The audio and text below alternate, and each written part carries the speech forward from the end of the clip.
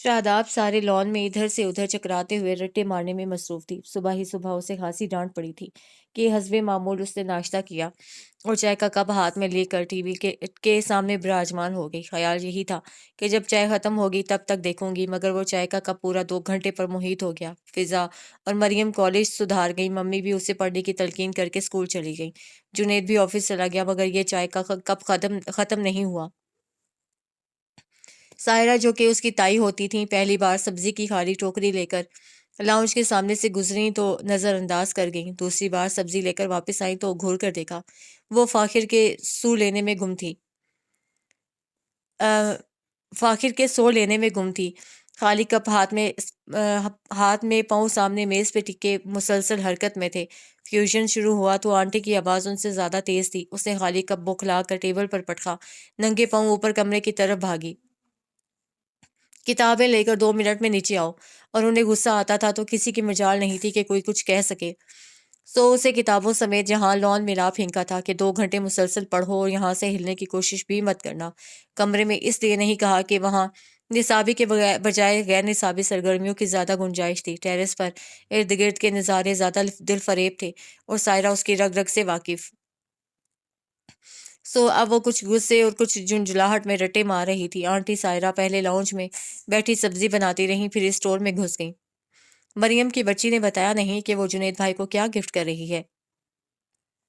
पढ़ते पढ़ते उसे अचानक जुनेद का बर्थडे याद आ गया था। आंटी कमरे से निकली तो वो फिर से अपने टॉपिक की तरफ मुतवज्जे हो गई। सायरा आंटी किचन में घुस गई थी। स्किन कितनी रफ हो रही है, मेरा ख्याल है आंटी के घरेलू नुस्खे आजमा ही लेने चाहिए।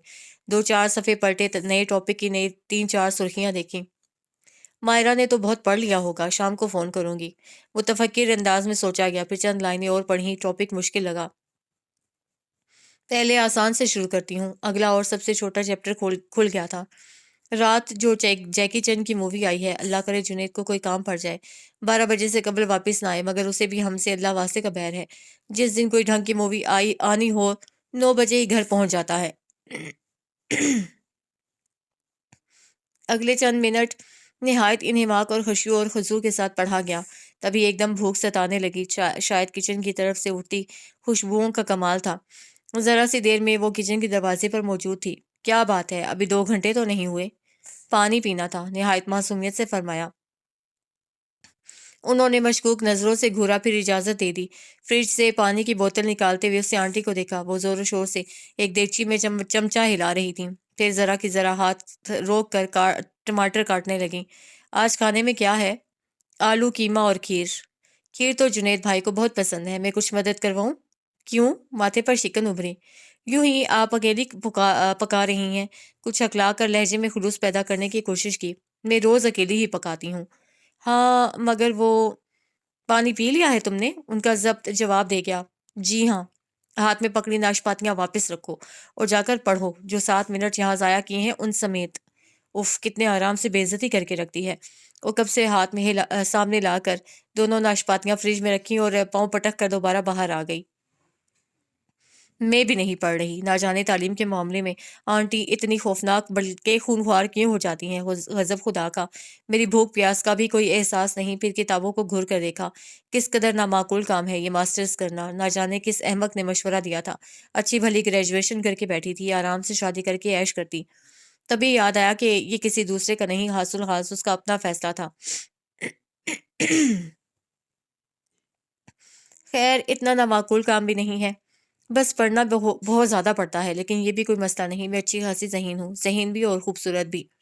घुटनों पर ठोडी टिकाकर लॉन में खिले फूलों को देखने लगी, फिर बेजारी से सीधी हुई। एक तो आंटी भी आज फारिग नहीं हो रही। थोड़ी देर को सो जाएं तो आराम कर लूं। गोया पक्का इरादा था कि पढ़ना बिल्कुल नहीं है। ध्यान किचन ही की तरफ था। आंटी सायरा किचन से निकली और स्टोर में दोबारा घुस गई। स्टोर में न जाने कौन से पहाड़ खोदने हैं। थक हार के उसे किताब की तरफ मुतवज्जे होना ही पड़ा। जरा सी देर में वो फिर से लॉन में चकराती पूरी महवियत के साथ पाकिस्तान के मौशरी निज़ाम को समझने की कोशिश कर रही थी। जब वैन गेट के पास पहुंची तो किसी ने गेट धड़धड़ाया। उसके हाथ से किताब छूट गई। उफ! किताब हाथ में लेते हुए गेट फाड़ अ, हुए छत फाड़ नजरों से गेट को देखा। आने वाला भी खासा बेसब्रा था। वो तनफन करती गेट के नजदीक आई। کیا مصیبت ہے آپ کو؟ لگتا ہے کبھی دستک دینے کے آداب نہیں سیکھے۔ یہ گیٹ کے ساتھ ایک عدد بیل بھی ہے اور یہ بجانے کے لیے ہوتی ہے، اور اصولاً 3 بار دستک کے جواب میں اگر کوئی نہیں آ رہا تو آپ کو واپس چلے جانا چاہیے تھا۔ واپس امریکہ؟ ہیں؟ وہ ٹھٹکی پھر ڈٹائی سے گویا ہوئی۔ بالکل، کیونکہ یہی دستک دینے کے آداب ہیں۔ کچھ تجسس میں چھوٹے گیٹ کی کھڑکی کھولی۔ یہ کس لہجے میں بات کر رہی ہیں؟ جو چہرہ سامنے آیا تھا اسے شاداب بی بی کے چہرے کا رنگ اور ہاتھوں کے طوطے سب اڑا دیے۔ دوسرے پل اسے کھٹاک سے کھڑکی بند کر دی، اندر کی طرف دوڑ لگا دیتی، مگر دستک دوبارہ ہوئی تھی۔ اور اگر آنٹی باہر آ گئیں تو کس سے ملنا ہے؟ آواز میں واضح لرزش تھی۔ یہ آنٹی نجمہ کا گھر ہے؟ آواز بھاری اور باروب تھی۔ شاداب کے ہاتھ پاؤں ٹھنڈے ہو گئے۔ جی ہاں، جی نہیں، جی ہاں یا جی نہیں؟ یا اللہ میاں جی، آج بچا لیں، اس کے بعد میری پکی پکی توبہ، میں کبھی گاڑی لے کر نہیں نکلوں گی۔ مجھے کیا پتا تھا یہ شکایت لگانے گھر تک چلا آئے گا، حالانکہ اتنا نقصان بھی نہیں ہوا تھا، اور میں نے کتنی شرافت سے اس کا نقصان پورا بھی کر دیا تھا، مگر یہ بندہ شریف نہیں نکلا بلکہ انتہائی خبیث۔ محترمہ کیا بڑبڑا رہی ہیں؟ آواز میں اکتاہٹ نمایاں تھی۔ کیا یہ آنٹی نجمہ کا گھر نہیں ہے؟ جی نہیں، اسے جھٹ سے انکار کر دیا۔ دوسری طرف ایک پل کو خاموشی چھا گئی، پھر ایک کارڈ دراز میں سے اندر آیا۔ کیا ایڈریس یہ نہیں ہے؟ اف، جنید بھائی کا کارڈ! اللہ، وہ اسے کہاں مل گئے؟ یہ آپ بار بار سو کیوں جاتی ہیں؟ ایک تو آپ بے صبرے بہت ہیں۔ یہی ایڈریس ہے۔ جنید کا کارڈ اس کے ہاتھ میں تھا۔ انکار شامت بلانے کے مترادف ہوتا۔ تو یہ آنٹی نجمہ کا گھر ہوا نا؟ نہیں، ان کا گھر تو نہیں ہے۔ اگر ایڈریس یہی ہے تو آنٹی نجمہ یہاں کیوں نہیں رہتی؟ میں نے کب کہا وہ یہاں نہیں رہتی؟ وہ گڑبڑا گئی، ذہن اسے بھگانے کے طریقے سوچ رہا تھا۔ گویا یہاں رہتی ہیں؟ جی، تو ان کا گھر ہوا؟ خیر، گھر تو ان کا نہیں ہے۔ کیا آپ پاگل ہیں؟ اندر جا کر بتائیں کہ زریاب مرتضیٰ ہمدانی آیا ہے۔ میں خامخواہ؟ ارے زریاب تم؟ جنید کی آواز ابھری۔ مارے گئے، شاہ بھی بھاگ۔ وہ بگٹڈ وہاں سے بھاگی، مگر گھبراہٹ میں پہلی ہی رو میں رکھے بڑے سے گملے کے ساتھ الجھ کر گر پڑی۔ ہائے، وہیں گھٹنا پکڑ کر ڈھیر ہو گئی۔ جنید کے پاس گیٹ کی چابی تو ہوتی ہی تھی۔ گیٹ کھلا اور جنید زریاب سمیت اندر تھا۔ وہ بھاگنے کا ارادہ ملتوی کر کے ہائے ہائے کرتی گھٹنوں میں چہرہ چھپا گئی۔ جنید نے حیرت، غصے اور خجالت کے ملے جلے تاثرات کے ساتھ اسے دیکھا۔ کیا ہوا؟ کچھ نہیں، وہ روحانسی ہو کر بولی۔ چہرہ اٹھانے کی غلطی نہیں کی۔ زریاب کا دل چاہا وہ جنید کو اپنے استقبال کے بارے میں بتائے، مگر اس کی حالت دیکھ کر خاموش ہو گیا۔ مگر سوالیہ نظروں سے جنید کو دیکھا۔ شاداب ہے آنٹی نجمہ کی بیٹی۔ اسے دانت پیس کر تعارف کروایا۔ تم اندر آؤ اندر۔ وہ ڈرائنگ روم کی طرف بڑھ گئی۔ آئے بڑے کہیں سے، اتنا تو ہو نہیں سکا کہ… وہ غصے میں ایک جھٹکے سے کھڑی ہوئی، پھر اسی جھٹکے سے نیچے بیٹھ گئی۔ وہ سر پر کھڑا سرخ آنکھوں سے گھور رہا تھا۔ کیا بہت چوٹ لگی ہے؟ الفاظ ہمدردانہ صحیح، مگر لہجے میں نرمی کا تاثر نہیں تھا۔ جی ہاں، جی نہیں؟ جی ہاں یا جی نہیں؟ جی ہاں، جی نہیں، پتہ نہیں۔ وہ جھنجھلا گئی۔ زریاب ہلکا سا کہکا لگا کر ہنسا۔ اچھا ہے۔ ایک گہری سی نظر اس پر ڈال کر چلا گیا۔ کیا اچھا ہے؟ ہائے اللہ، کہیں دھمکی تو نہیں دے گیا؟ ہیں، یہ آپ کو کیا ہوا محترمہ؟ عظیم نے اندر آتے ہوئے حیرت سے پوچھا۔ وہ کالج سے لوٹا تھا۔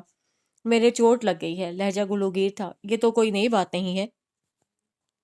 مجھے سخت رونا آ رہا ہے۔ یہ بھی نئی بات نہیں۔ عظیم پلیز فرمائیے، ذرا سا سہارا دو۔ شاداب نے ہاتھ بڑھایا تو وہ اسے سہارا دیتے ہوئے لاؤنج میں لے آیا۔ تمہیں کیا ہوا شاداب؟ سائرہ اسے لنگڑاتے دیکھ کر لبکی۔ امی، کم از کم آپ تو یہ سوال مت کیا کریں۔ مجھے کمرے تک چھوڑاؤ۔ وہ جلد از جلد منظر سے غائب ہونا چاہتی تھی۔ یہاں بیٹھو، میں آیوڈیکس لگا لوں گی۔ اسے تیزی سے ان کی بات کاٹی۔ عظیم اسے بے حد شرافت سے کمرے تک چھوڑ گیا تھا۔ کچھ دن تو سکون سے گزریں گے، مگر سکون کہاں رہا تھا۔ یہ اتنا بڑا 6 فٹا خطرے کا نشان جو گھر میں داخل ہو گیا تھا، وہ اپنا گھٹنے کا درد بھول کر ہولتی رہی، نہ جانے کس انداز سے بات کرے اور جنید کیا سمجھے۔ تبھی فضا آ گئی۔ ہولتی کانپتی ادھر سے ادھر کتابیں گراتی دھپ سے اس کے بیڈ پر اوندھے منہ گری تھی۔ کچھ نہ پوچھو کیا ہوا، کچھ نہ پوچھو کی گردان جاری تھی۔ تو میں کب کچھ پوچھ رہی ہوں؟ اف اللہ، مر گئی آج تو۔ ہائے میرے پاؤں، روتی۔ ہائے، ارے کوئی پانی پلائے، کہیں میری جان نہ نکل جائے۔ اللہ کرے نکل جائے۔ اسے سائے ٹیبل سے پانی کا جگ اٹھایا اور پورے کا پورا اس پر الٹ دیا۔ اس کی چیخ و پکار، آہو بکا کے جواب میں نیچے سے سائرہ نے تند و تیز اور دھواں دار جواب دیا تھا۔ یہ گھر ہے یا مچھلی بازار؟ نہ جانے کس کونے سے جنید کی گرج سنائی دی۔ فضا ساکت ہو کر اسے گھورتی رہی۔ بالوں کا خوبصورت ہیئر اسٹائل برباد ہو گیا تھا۔ تم اس وقت دادی کی گنجی ککڑی لگ رہی ہو، جو دادی پچھلے سال گاؤں سے لائی تھیں۔ بے حد آرام و سکون سے مطلع کیا گیا تھا۔ اس نے نہ جانے کس طرح یہ بے عزتی برداشت کی تھی، بے حد سنجیدگی سے گویا ہوئی۔ تمہیں پتا ہے میں آج مر گئی تھی۔ کس پر؟ میں مزید چند منٹ تک نہ آتی تو تمہیں اس پوری گلی میں میرے چیتھڑے ملتے، اکٹھے کرتی تو بھی فضا نہ بنتی۔ مجھے کیا ضرورت ہے؟ میں جھاڑو اٹھاتی، سب گند بلا اکٹھا کر کے گلی کے کونے میں رکھے ڈرم میں ڈالاتی، خس کم جہاں پاک۔ تم بکواس ہی کرتی رہنا، یہ مت پوچھنا کہ ہوا کیا۔ میں نہ جانے کس طرح بچ کر گھر تک پہنچی ہوں۔ کیا ہوا؟ ہونا کیا تھا، آج وہ میرے پیچھے آ گیا تھا۔ کون؟ وہی جو نفیس صاحب کی گیٹ پر کھڑا ہوتا تھا۔ شابی کے ذہن نے کلا بازیاں کھائیں۔ نفیس صاحب کا ایک ہی بیٹا تھا، دماغی طور پر ذرا سا معذور، لمبا چوڑا سفید رنگ، ماتھے پر سیاہ داغ، یہ بڑی بڑی آنکھیں اور دانت۔ اس نے جھرجھری لی۔ یہ حلیہ نفیس صاحب کے بیٹے کا تو نہیں؟ درمیانہ قد، سانولی رنگت، چھوٹی سی آنکھیں۔ نہیں، وہ نہیں، کوئی مہمان آ گیا ہوگا۔ مگر تمہیں کہاں مل گیا؟ بتایا تو ہے کہ روز وہیں کھڑا اپنی بڑی بڑی آنکھوں سے گھورتا رہتا تھا۔ کالج سے واپسی پر گزرنا مشکل ہو گیا تھا، کب تک برداشت کرتی؟ وہ روحان سی ہو گئی۔ شابی ہکا بکا رہ گئی، پھر برس پڑی۔ بے بھاؤ کی سنائی آخر برداشت کیوں کرتی رہی؟ بتایا کیوں نہیں؟ ایسی کی تیسی کر دیتے، اٹھا کر بلاک سے ہی باہر پھینک دیتے، جنید کو پتہ چلتا تو سرما بنا کر رکھ دیتا، وغیرہ وغیرہ۔ میں نے سوچا خود ہی کہیں دفان ہو جائے گا، لیکن آج تو میری برداشت ہی جواب دے گئی۔ بس سڑک کے کنارے پتھر اٹھایا اور دے مارا ماتھے پر۔ زبردست۔ پھر کیا ہوا؟ اس کے تیور بدل گئے، خونخوار نظروں سے مجھے گھورا اور شابی کی سانس بند ہونے لگی۔ وہ میرے پیچھے بھاگا، میں نے بھی دوڑ لگا دی۔ اف، تپتی سڑک، جلتا سورج اور میں تنہا اکیلی لڑکی۔ میرا دل، شابی کا ہاتھ سینے پر چلا گیا، سانس بند، آنکھیں پٹی ہوئی، رنگ بالکل فک۔ میں بھاگتی رہی، وہ بھی بھاگتا رہا۔ کوئی گیٹ بھی نہیں کھلا تھا کہ میں اندر گھس جاتی، اور پھر پھنسی پھنسی آواز عجیب و غریب سی تھی۔ پھر میرا دوپٹہ۔ شابی کے منہ سے چیخ نکل گئی۔ دروازہ دھاڑ سے کھلا، عظیم سرخ چہرے کے ساتھ اندر تھا، ہونٹ بھینچے، آنکھوں سے گویا لہو ٹپک رہا تھا۔ کون تھا وہ؟ سنگین لہجے میں ڈپٹ کر پوچھا۔ وہ ہکا بکا اسے دیکھتی رہی۔ کون تھا وہ؟ کون؟ وہ ہکلا گئی۔ میں پوچھتا ہوں کون تھا وہ؟ کس کی اتنی جرت ہوئی کہ ہمارے محلے میں میری بہن کے ساتھ؟ میں زندہ نہیں چھوڑوں گا، ٹکڑے ٹکڑے کر دوں گا۔ بتاؤ کون تھا وہ جس سے تمہارا دوپٹہ؟ وہ دھاڑ رہا تھا۔ کتا؟ کون؟ نفیس صاحب کا نیا کتا، ہر روز گیٹ سے تھوتنی نکالے بھونکا کرتا تھا، آج تو پیچھے ہی پڑ گیا تھا۔ حالانکہ میں نے تو صرف پتھر، مگر تم اسے بالکل مت چھوڑنا، بے شک ٹکڑے ٹکڑے کر دینا، کیونکہ اسے میرا نیا کالج کا دوپٹہ۔ Shut up! بات سمجھ میں آتے ہی وہ حلقے پر چیخا تھا۔ تم تم وہ ارد گرد نہ جانے کیا ڈھونڈ رہا تھا۔ وہ ڈر کر شابی کے پیچھے جا چھپی۔ اللہ کی قسم، میں تو کتے کی ہی بات کر رہی تھی، تم نہ جانے کیا سمجھ رہے تھے۔ شابی ہنسنے لگی۔ بھاڑ میں جاؤ! عظیم تن فن کرتا باہر نکل گیا۔ کیا ہو گیا بیٹا؟ یہ پنجابی فلم کے ڈائیلاگ اردو میں کیوں بول رہے تھے؟ سائرہ بے حد تفکر سے اسے پوچھ رہی تھی۔ وہ پاؤں پٹکتا باہر نکل گیا۔ کچھ سکون ہوا تو شابی کو اپنا گھٹنے کا درد اور اس سے وابستہ ہستی بھی یاد آ گئی۔ فضا، اس کا لہجہ دہلا دینے والا تھا۔ جب تم اس طرح بولتی ہو تو لگتا ہے یا تو تمہارا ہارٹ فیل ہونے والا ہے یا میرا۔ وہ آیا ہے۔ فضا نے کچھ کہنے کے لیے منہ کھولا، پھر دونوں ہاتھ جوڑ لیے۔ پہلے بتا دو وہ کون ہے، آیا ہے، ورنہ ابھی عظیم آ جائے گا۔ وہی جس کی گاڑی کے ساتھ اپنی گاڑی ٹکرائی تھی، اور اکیلا ہی نہیں، مرتضیٰ اور ہمدانی بھی اس کے ساتھ ہے۔ پرسوں ڈرائیونگ کے شوق میں وہ جنید کی گاڑی لے کر نکلی تھیں۔ وہ کون ہے؟ مجھے کیا معلوم؟ ارے اتنی ہمت کے منہ اٹھا کر ہمارے گھر پہنچ گئے۔ اسے تاؤ آ گیا۔ اس دن تو بچت ہو گئی تھی، جنید شہر سے باہر تھا، آرام سے گاڑی کی مرمت بھی ہو گئی تھی، مگر یہ لوگ نہ جانے کیا کہہ دیں۔ جنید کے غصے کا تو پتہ ہے نا۔ سائرہ آواز دے رہی تھی، مریم کی آواز بھی آ رہی تھی، گویا ابھی آفس سے واپس آئی تھی۔ دیکھو ہم صاف مکر جائیں گے، اس کے پاس کوئی ثبوت تو ہے نہیں کہ ایکسیڈنٹ ہماری گاڑی کے ساتھ ہوا تھا۔ فضا نے کہا تو بات اس کی سمجھ میں آ گئی۔ تمہارے لیے کھانا یہیں لے آؤں؟ اگر گھٹنے میں زیادہ درد ہے تو؟ فضا شرارت سے مسکرائی۔ جی نہیں، چل رہی ہوں میں۔ مگر سینیوں کے درمیان میں ہی قدموں میں زنجیر پڑ گئی۔ حیرت سے آنکھیں کھل گئیں۔ گھٹنے کا درد کچھ زیادہ شدت اختیار کر گیا تھا۔ وہ ڈائننگ ٹیبل پر بڑی شان سے موجود تھا اور نجمہ سے بڑی اپنائیت سے بات چیت جاری تھی۔ کھانا لگ چکا تھا اور سائرہ آنٹی وقفے وقفے سے ایک ایک کو پکار رہی تھیں۔ وہ دونوں دبے قدموں واپس مڑنے لگیں۔ تبھی ان کی نظر اوپر اٹھی اور دوسرے پل نجمہ نے انہیں بھی پکار لیا تھا۔ مرے مرے قدموں سے وہ ٹیبل کی طرف چلی آئیں۔ یہ شاداب ہے میری بیٹی، اور یہ فضا، مریم کی بہن، اور بیٹا یہ تمہاری نائلہ خالہ کے بیٹے زریاب ہیں۔ جی؟ وہ دونوں چیخ اٹھیں۔ میں مل چکا ہوں، کوہنی کرسی کی پشت پر ٹکاتے ہوئے اس کی گہری سنجیدہ نگاہیں براہ راست شابی پر جمی تھیں۔ کب؟ نجمہ نے حیرت سے سوال کیا تھا۔ ابھی پرسوں۔ والسلام علیکم ذریعہ بھائی۔ دونوں ایک زبان ہو کر بولی تھیں۔ وعلیکم السلام، اس نے سنجیدگی سے جواب دیا اور پھر سے نجمہ کی طرف متوجہ ہوا۔ دراصل پرسوں مجھے نائلہ خالہ کیسی ہیں؟ شابی نے فوراً دخل دیا۔ ٹھیک تھیں، مختصر جواب دیا اور روئے سخن پھر سے نجمہ کی طرف۔ سپر مارکیٹ میں انہیں ساتھ لے آتے۔ ذریعہ نے رخ موڑا اور سنجیدہ نگاہیں پورے طور پر اس کے چہرے پر جما دیں۔ وہ گڑبڑا کر خالی پلیٹ کو گھورنے لگی۔ ذریعہ نے باقی بات اسی طرح پوری کی۔ وہ صرف یہ بتانا چاہتا تھا کہ وہ یہاں کا ایڈریس بھول گیا تھا، اس لیے ہوٹل میں ٹھہر گیا تھا۔ پرسوں سپر مارکیٹ میں اسے جنید کا دوست نعمان ملا تھا، اسی نے انہیں جنید کا نیا ایڈریس دیا تھا۔ نعمان ایک دو بار امریکہ گیا تو نجمہ نے اس کے ہاتھ کچھ چیزیں نائلہ کے خالہ کے لیے بھجوائی تھیں۔ اپنی بات مکمل کر کے وہ اندر آتی مریم کو دیکھنے لگا جو پانی کا جگ لیے آ رہی تھی۔ شابی نے میز کے نیچے سے فضا کا ہاتھ دبایا۔ ڈر گئے مجھ سے، فضا نے سرگوشی کی تھی۔ آپ لوگ یہاں کب شفٹ ہوئے تھے؟ ذریعہ پوچھ رہا تھا۔ تمہارے انکل کی ڈیتھ کے بعد 5 سال میں نے اسی گھر میں گزارے تھے، مگر اب مشکل لگنے لگا۔ بچیوں کے ساتھ تھا، بھائی صاحب اگرچہ شارجہ میں ہیں مگر جنید ہے، عظیم ہے، اس لیے ہم نے فیصلہ کیا کہ اکٹھے ہی رہا جائے، نجمہ نے بتایا۔ اور رباب خوش تو ہے اپنے گھر میں؟ اللہ کا شکر ہے، بہت خوش ہے۔ باتوں کا رخ بدل گیا تھا۔ شابی بھی اطمینان سے کھانے کی طرف متوجہ ہو گئی، جبکہ فضا اس کے کان میں پوچھ رہی تھی، وہ باقی دونوں کہاں ہیں؟ کون؟ مرتضیٰ اور ہمدانی۔ شابی مسکراہٹ دباتے ہوئے پوری کی پوری پلیٹ پر جھک گئی تھی۔ 26 اگست 2002۔ گاؤں کی خشک گرم شامیں بہت سنسان اور اداس ہوتی ہیں، اور مجھے یوں لگتا ہے گاؤں کی گلیوں پر چھایا یہ خاموش غبار مجھے کھینچ رہا ہے، اپنے اندر جذب کر رہا ہے۔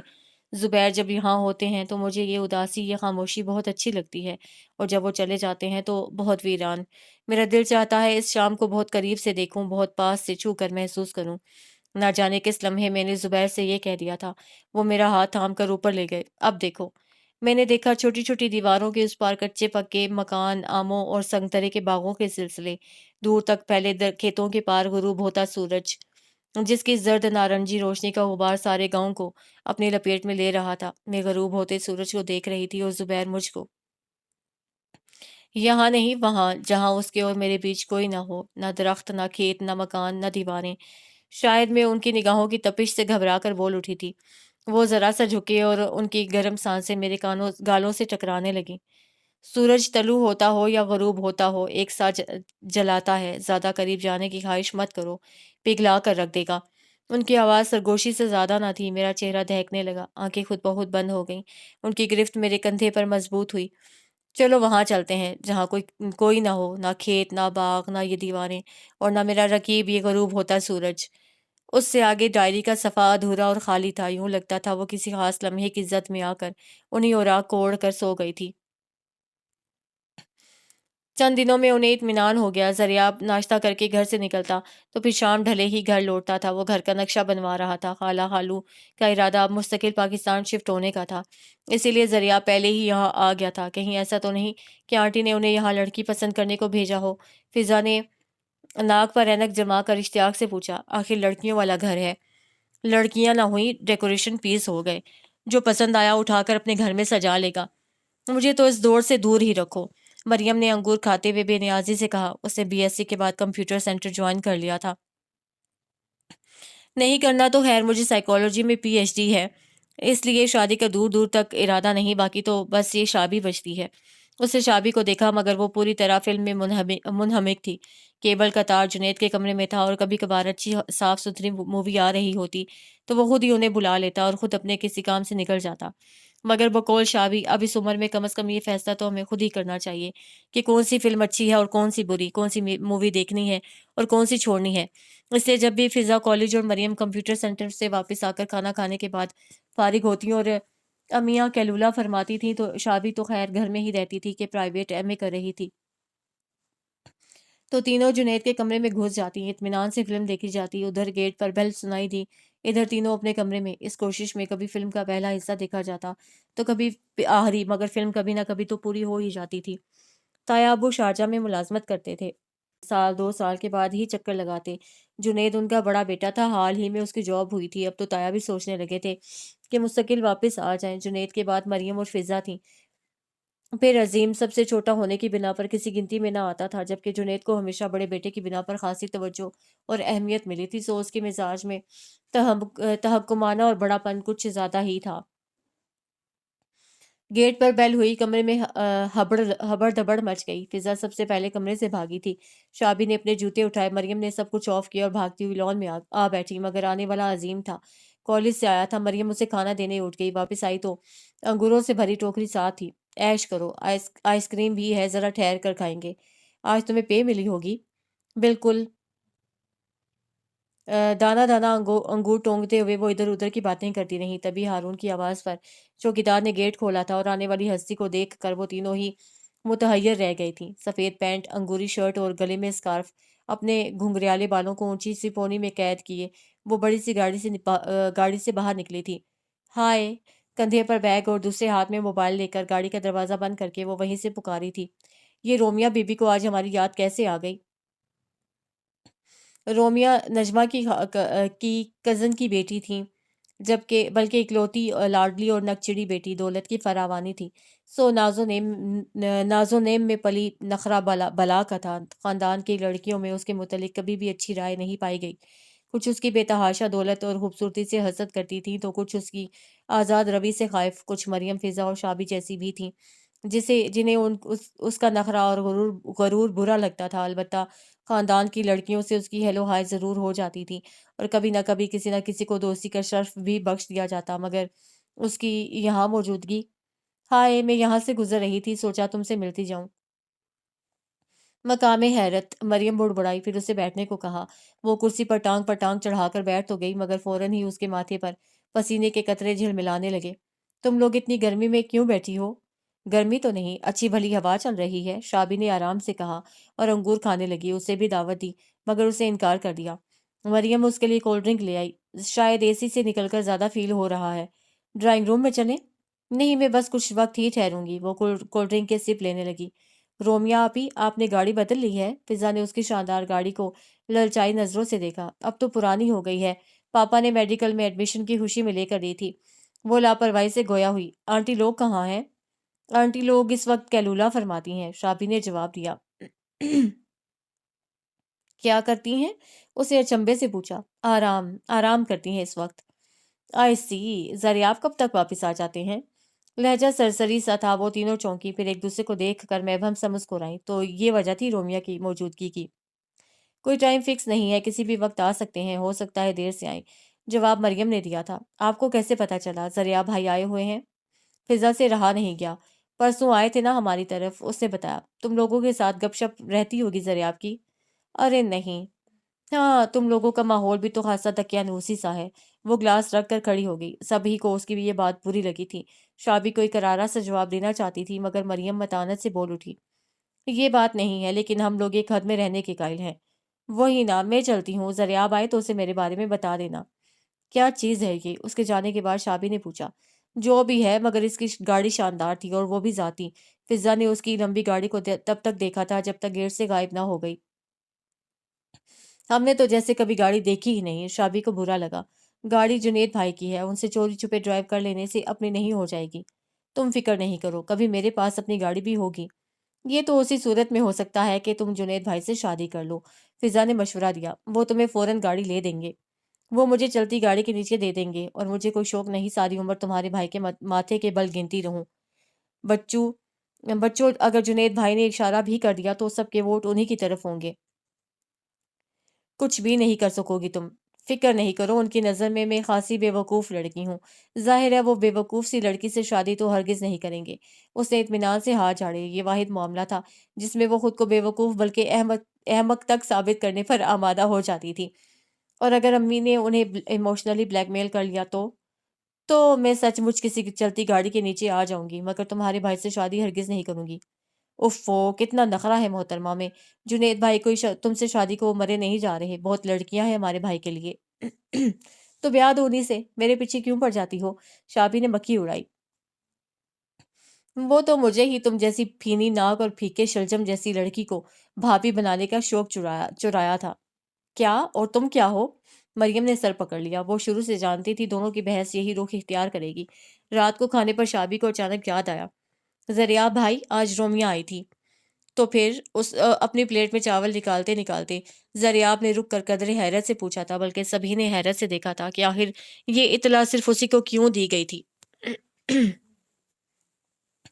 نہیں، میرا مطلب ہے کہ وہ آج آپ سے ملنے کے لیے آئی تھی۔ تھوڑی دیر انتظار کرنے کے بعد چلی گئی۔ سب کے ایک دم متوجہ ہونے پر وہ گڑبڑا سی گئی تھی۔ تم احسن بھائی کی طرف گئے تھے بیٹا؟ سائرہ نے پوچھا۔ جی پرسوں گیا تھا۔ بہت اچھا کیا۔ سائرہ اور نجمہ کی نگاہیں آپس میں ٹکرائیں، جبکہ وہ اس اطلاع کو بغیر کوئی اہمیت دیے دوبارہ کھانے کی طرف متوجہ ہو گیا تھا۔ 15 ستمبر 2002۔ زبیر چلے جاتے ہیں تو میرے پاس سوائے خود کو گھر کے کاموں میں مصروف کر لینے کے اور کوئی مصروفیت نہیں ہوتی، اور کاموں کی یہاں کمی نہیں۔ کپاس کی چنائی کا موسم ہے۔ چھت کپاس کی چھڑیوں سے بھر گئی ہے، اور صحن کپاس کے سوکھے ٹینڈوں سے، جن سے کپاس کی بچی پھٹیاں چننے کے لیے مزارین اور کمی عورتوں کا آنا جانا لگا رہتا ہے۔ کپاس چن چن کر ڈھیریاں بناتی جاتی ہیں اور شام ڈھرے اجرت لے کر چلی جاتی ہیں۔ ان میں ہر قسم کی عورتیں ہوتی ہیں، بوڑھی، جوان، ادھیڑ عمر اور کم سن بچیاں۔ وہ عورتیں بھی جن کے سینے سے چمٹے بچے اپنے حصے کا رزق وصولتے رہتے ہیں، اور وہ چپڑ چپڑ باتیں کرتی جاتی ہیں۔ صحن میں بچے کھیلنے لگتے ہیں اور میں کام چھوڑ کر انہیں دیکھنے لگتی ہوں۔ رضیہ کا بچہ تو بہت ہی پیارا ہے، گلابی گلابی گپلو سا۔ میرا دل چاہتا ہے میرا بچہ بھی ایسا ہو، خواہ وہ بیٹی ہو یا بیٹا۔ حالانکہ میری خواہش ہے کہ وہ بیٹی ہو۔ بیٹیاں ماؤں کا دکھ بانٹ لیتی ہیں نا، حالانکہ سب چاہتے ہیں کہ پہلی اولاد بیٹا ہو۔ خیر، زبیر نے مجھ سے اس بارے میں کوئی بات نہیں کی۔ وہ کہتے ہیں جو بھی ہو بس تمہارے جیسا ہو۔ اس سے آگے قلم ذرا دیر کو رک سا گیا تھا، نہ جانے وہ کس خیال میں کھوئی تھی۔ میں یہاں ڈائری روزانہ نہیں لکھ پاتی ہوں، کبھی کبھی کام بہت زیادہ ہوتا ہے۔ میں تھک کر بستر پر لیٹتی ہوں، تب بھی نیند نہیں آتی۔ پھر گھر والے یاد آتے ہیں تو نیند بالکل ہی اڑ جاتی ہے، پھر نہ جانے کب آنکھ لگتی ہے۔ حالانکہ مجھے صبح پہلی اذان کے ساتھ اٹھنا ہوتا ہے، مدھانی ڈالنا ہوتی ہے۔ سچ شکر ممی نے جہیز میں بجلی کی مدھانی دے دی تھی۔ آٹا گوندتی ہوں، تب تک دودھ کی بالٹیاں آ جاتی ہیں، اسے ابلنے اور کاڑنے کے لیے رکھتی ہوں۔ پھر توے پر روٹیاں پکاتی ہوں۔ شروع میں سب گڑبڑ ہو جاتا تھا، کبھی چولہے میں بالن لگانا بھول جاتی تو کبھی روٹیاں پلٹنا۔ اتنے بڑے توے پر بس ایک ہی روٹی ڈالا کرتی تھی، لیکن اب یکے بعد دیگرے 4 روٹیاں ڈال بھی لیتی ہوں اور سینک بھی لیتی ہوں، اور یوں 20-25 روٹیاں آسانی سے بنا لیتی ہوں۔ شروع میں تو رونا ہی آ جاتا تھا، کمر الگ اکڑ جاتی۔ گھر میں افراد تو ہم 2 ہی ہیں، مگر زمینوں پر 6 نوکر ہیں، کھانا تینوں وقت گھر سے جانا ہوتا ہے۔ بہت سوچتی تھی پھپھو ہاتھ بٹا دیں تو یہ کام کتنا آسان ہو جائے۔ ایک بار ڈرتے ڈرتے کہا بھی، پھپھو نے گھور کر دیکھا، ساری عمر یہ کام اکیلے ہی کیے ہیں ہم نے۔ چلے چھٹی ہوئی، آخر روتے دھوتے ہاتھ جلاتے یہ کام بھی سیکھ ہی لیا۔ پھر صفائی ستھرائی اور واشنگ مشین کے مرحلے سے فارغ ہوں تو پھر سے دوپہر کے کھانے کا وقت، جلتا سورج، تپتی آگ، اور میں مفت کی نوکرانی مل گئی تائی کو۔ رفت ہستی ہے، وہ بھی بے زبان قسم کی۔ کبھی تائی نے صحن میں جھاڑو تک نہ دی، کبھی عورتیں آتی تھیں، کسی نے جھاڑو سنبھالی، کوئی آٹا گوندنے لگی، آنن فانن سب کام ہو جاتے ہیں۔ تائی تو چودھرائن تھیں، چودھرائن اب بھی ہیں، اور آپ؟ وہ ہنستی چلی جاتی ہے اور میں لب بھیج کر رہ جاتی ہوں۔ ممی کہتی تھیں تمہیں وہاں بہت مختلف ماحول ملے گا، لیکن اس ماحول کو اپنانے کی کوشش کرنا۔ شادی کے ابتدائی چند دن، چند سال بہت مشکل اور مگر بے حد اہم ہوتے ہیں۔ یہ عرصہ حوصلے سے گزار دو گی تو باقی وقت تمہارا ہوگا۔ اور میں شاید اپنا حوصلہ آزما رہی ہوں۔ اکثر سوچا زبیر سے اس سلسلے میں بات کروں، پھر سوچتی ہوں یہ تو بہت غیر اہم سی باتیں ہیں، گھر کے کام ہی تو ہیں، ختم ہو ہی جاتے ہیں۔ لیکن آج ایک بہت ہی عجیب بات ہو گئی۔ کل سارا کام سمیٹ کر میں برآمدے میں آ بیٹھی، دوپہر کے کھانے کا وقت تھا۔ عورتیں 1.5-2 گھنٹے کی چھٹی کرتی ہیں، بس اماں نذیرہ رہ جاتی، اپنے راشا زدہ ہاتھوں سے پھٹیاں چنتی رہتی اور یوں ہی دوپہر ڈھل جاتی۔ میں اس کے چہرے کی لاتعداد جھریوں میں برسوں کا سفر کرتی تھی۔ جب پھپھو باہر جا رہی تھیں اور وہ جاتے ہوئے کبھی نہیں بتاتی تھیں کہ کہاں جا رہی ہیں، مگر اس دن پلٹ آئیں، میں ذرا فاطمہ کی طرف جا رہی ہوں۔ جی، میں نے اس بات میں سر ہلا دیا۔ یہ نذیرہ روٹی مانگے گی مت دینا، عادت پڑ گئی ہے ان کمیوں کو یہیں سے کھانے کی، پھپھو کہہ کر چلی گئی تھیں۔ اب میری جرت نہیں تھی کہ اماں نذیرہ کو روٹی دے دیتی، مگر انکار کیسے کرتی؟ میں بیٹھی جلتی کرتی رہی، تبھی اماں نذیرہ کمر پر ہاتھ رکھ کر کھڑی ہوئی، میں بھی کھڑی ہو گئی۔ میں نے سوچا کمرے میں چلی جاؤں، انکار کی اذیت سے تو بچ جاؤں گی، مگر اسے پکار لیا اور وہ وہی سوال کر رہی تھی، روٹی ہوگی؟ میں شش و پنج میں کھڑی تھی، میرے عقب میں باورچی خانہ تھا جس میں سے تازہ روٹیوں کی سوندھی سوندھی مہک آ رہی تھی۔ اماں روٹیاں تو ختم ہو گئیں، کہو تو بنا دوں؟ میں نے بدقت کہا تھا۔ نہ دھیے، اب کہاں چولہا گرم کرو گی؟ وہ جھکی جھکی کمر کے ساتھ چلی گئی۔ میں ندامت میں گھری رہی، اپنی بزدلی پر غصہ بھی آیا۔ ایک روٹی لپیٹ کر دے دیتی کہ اماں گھر جا کر کھا لو، مگر پھر پھپھو کا کیا ہوتا؟ انہیں پتہ چلتا تو صاف کہہ دیتی تمہارے باپ کا مال ہے جو یوں لٹا رہی ہو۔ مگر مجھے سارا دن بے چینی سے لگی رہی تھی، لیکن اگلے دن میرے وجود نے ہلنے سے انکار کر دیا جب پھپھو نے تازہ پراٹھا بنایا اور چائے کا پیالہ بھر کر اماں نذیرہ کو دیا تھا۔ اماں نذیرہ ایک تواتر سے انہیں دعائیں دیتی رہی تھی۔ شاداب کے پیپر کیا ہوئے گویا بھونچال آ گیا، کھانا پینا سب بھول گیا، بہت سا پڑھنے والا باقی تھا، سو اب ہاتھ پاؤں پھول رہے تھے۔ نہیں یاد ہوتا تو سائرہ کی گود میں سر رکھ کر رو پڑتی۔ وہ دودھ میں بادام گھول گھول کر پلاتی، زریاب کو کوفت ہونے لگی۔ اس کا غیر سنجیدہ اور لاابالی انداز، بات بے بات رو دینا، چڑ ہونے لگی تھی۔ لڑکیوں کو ذمہ دار، سنجیدہ اور بولڈ ہونا چاہیے۔ شابی کو بصورتیں دیکھ کر اس نے سوچا تھا آج اس کا پیپر تھا۔ ناشتے کی میز پر بھی وہ کتاب سمیت موجود تھی، رومیا کی طرح۔ اسے اچانک خیال آیا تو وہ چونک سا گیا۔ ہاں، رومیا کی طرح خوبصورت، بولڈ اور شوخ۔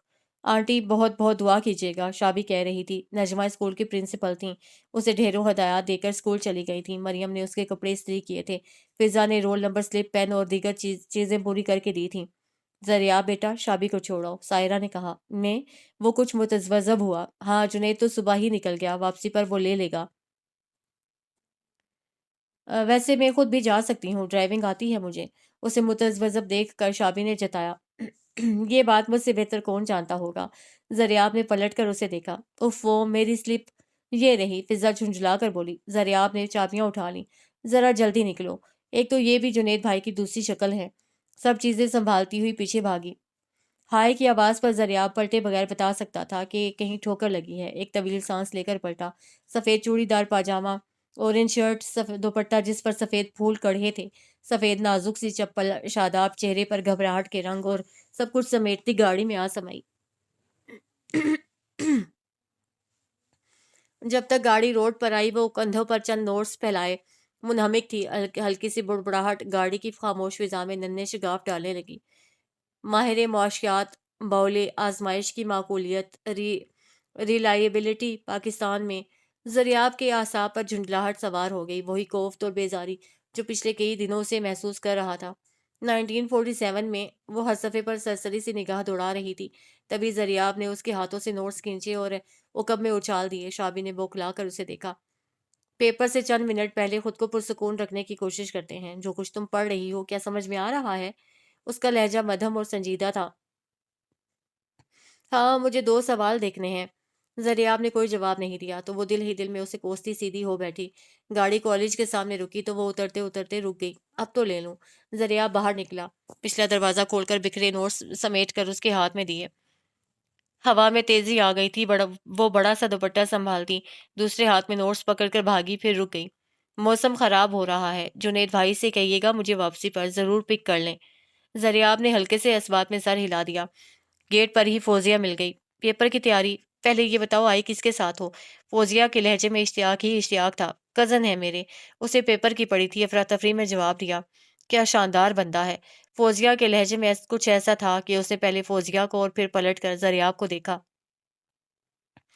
سیاہ بادلوں نے آسمان کو اپنی لپیٹ میں لے لیا تھا، ایک پل کو اسے لگا ارد گرد ہر چیز غائب ہو گئی ہے، بس سر پر جھکا سیاہ بادلوں سے ڈھکا آسمان تھا، بلند و بالا جھومتے درخت، اور اس تمام منظر پر چھاتا زریاب مرتضی ہمدانی۔ سیاہ پینٹ اور سیاہ ہاف سلیوز کی شرٹ میں اس کا دراز قد کچھ اور نمایاں ہو رہا تھا۔ شابی کے یوں دیکھنے پر وہ گاڑی میں بیٹھتے بیٹھتے رک گیا، سر کے ہلکے سے اشارے سے اسے مسئلہ بھی پوچھا۔ شابی نے آہستگی سے نفی میں سر ہلایا اور پلٹ کر بے حد تحیر سے فوزیہ سے کہنے لگی، کمال ہے، مجھے تو پتہ ہی نہیں تھا کہ میرے کزن اتنے ہینڈسم ہیں۔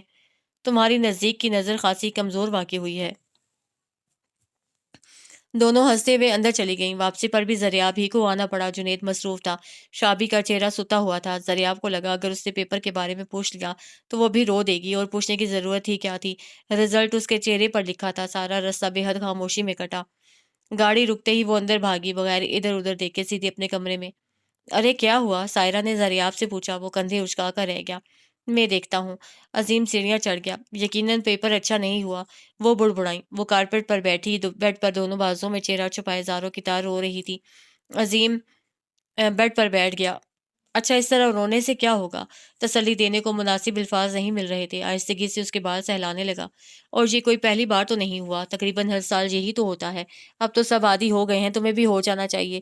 زیادہ سے زیادہ کیا ہوگا، سپلی آ جائے گی، کوئی بات نہیں، دوبارہ دے دینا۔ آخر بی اے میں بھی تو یہ سب اس پنجابی فلم کے ولن کی وجہ سے ہوا ہے۔ وہ سر اٹھا کر پھٹ پڑی۔ کل تم لوگوں نے پنجابی فلم دیکھی تھی؟ عظیم نے تعصب سے سر ہلایا۔ یہ تو پھر ہونا ہی تھا۔ تمہارے اس زریاب بھائی کی بات کر رہی ہوں۔ ہیں؟ ان کا کیا قصور؟ اور کچھ تو خدا کا خوف کرو، ہالی ووڈ کا ہیرو قرار دو تو بندہ تسلیم بھی کرے۔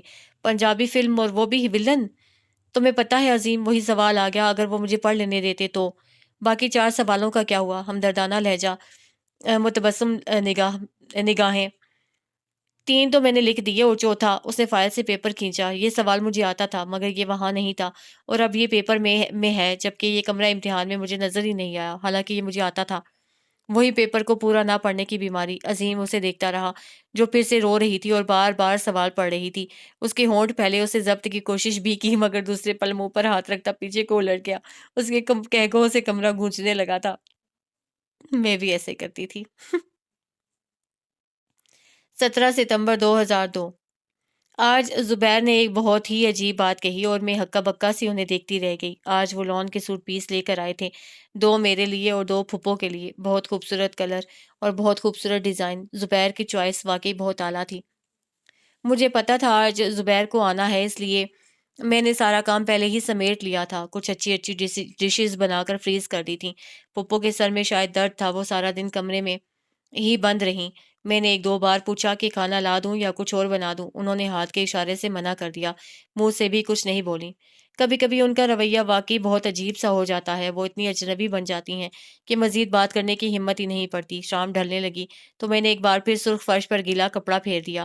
فرش مزید سرخ ہو گیا تھا، ستون سے لپٹی بیلیں بھی دھو ڈالیں۔ سرخ فرش کے پس منظر کے ساتھ ان کا سبز رنگ کچھ اور نکھر آیا تھا۔ یہ بیل میری فرمائش پر زبیر نے لگائی تھی، بلکہ جب شادی کے بعد مجھے پتہ چلا کہ زبیر مجھے اپنے ساتھ نہیں لے جا رہے اور مجھے یہیں گاؤں میں پھپھو کے ساتھ رہنا ہوگا، تو میں فطری طور پر پریشان اور ہراساں ہو گئی تھی۔ گاؤں کا ماحول اور پھپھو کا مزاج، مگر میں زبیر کی مجبوریاں بھی سمجھتی تھی۔ وہ پھپھو کے اکلوتے بیٹے تھے۔